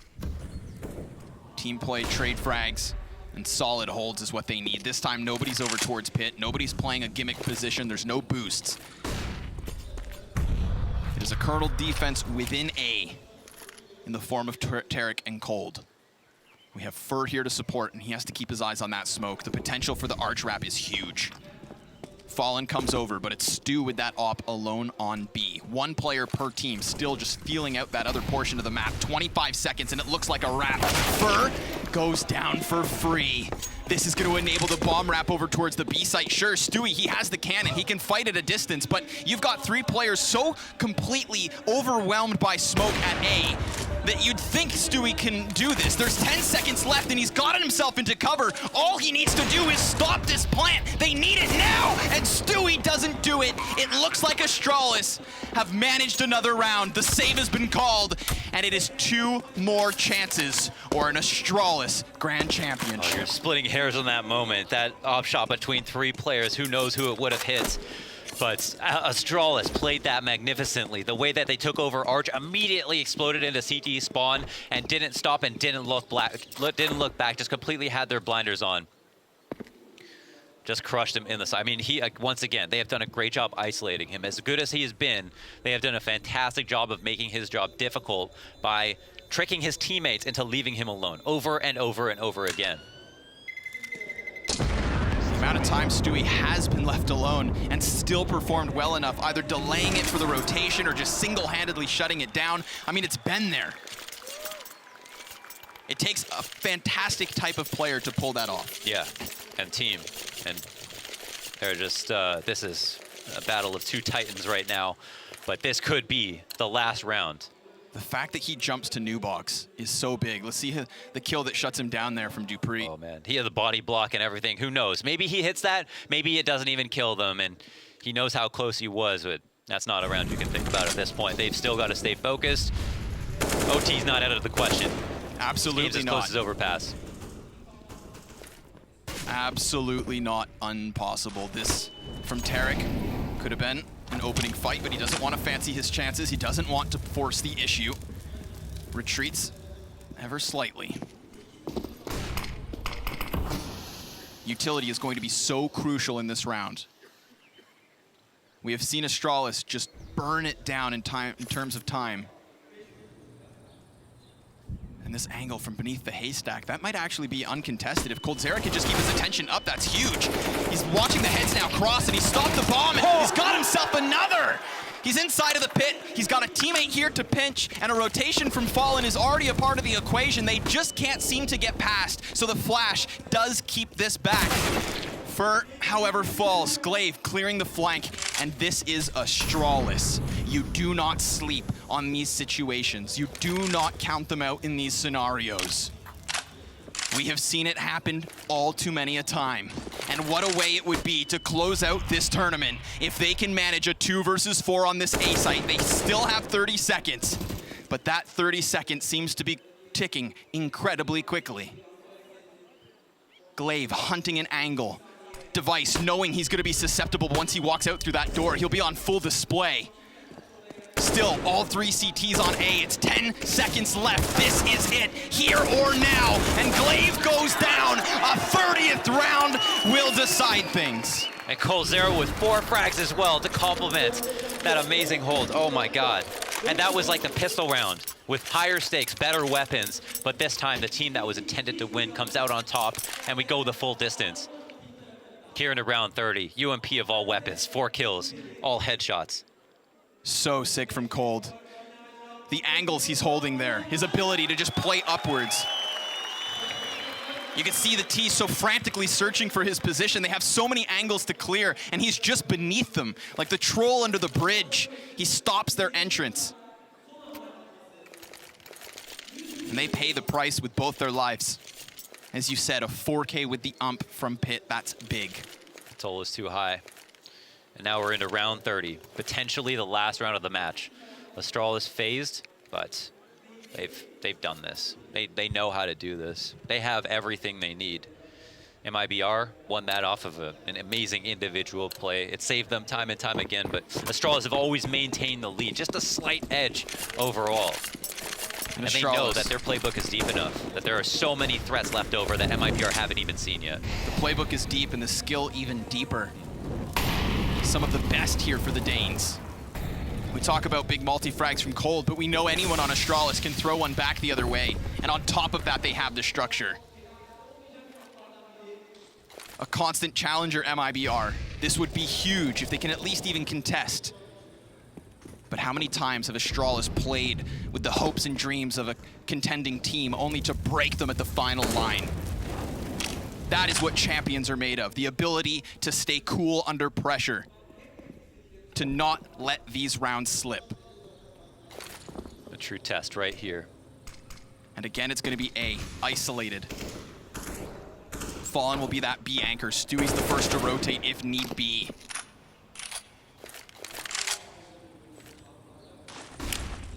While we still have Tarek in the pit, it's Fur to lock down the arch side. coldzera now plays from within the bomb site itself on the first box. A very tricky position now as he works over top of the smoke. He needs to dodge the flashes. He pulls their attention away, but he too pulled off. This is it. This is Astralis with the bomb site. They've managed to get past that defense. They've overwhelmed it. And because of that, the retake is on. Stewie 2K is creeping round. We already have Fur in position towards Moto. They're waiting for Fallen to come in, and the utility does not look great. It looks even worse so for Astralis. They are pinned into the bomb site. No one's over-facing. The same crossfire that we saw Stewie struggle with is what now faces Fur. Off of the flash, he blasts right past. Fur looking for a second, cut down with just one. Stewie, though, clears Pit. Graveyard gets him, and it falls on Fallen.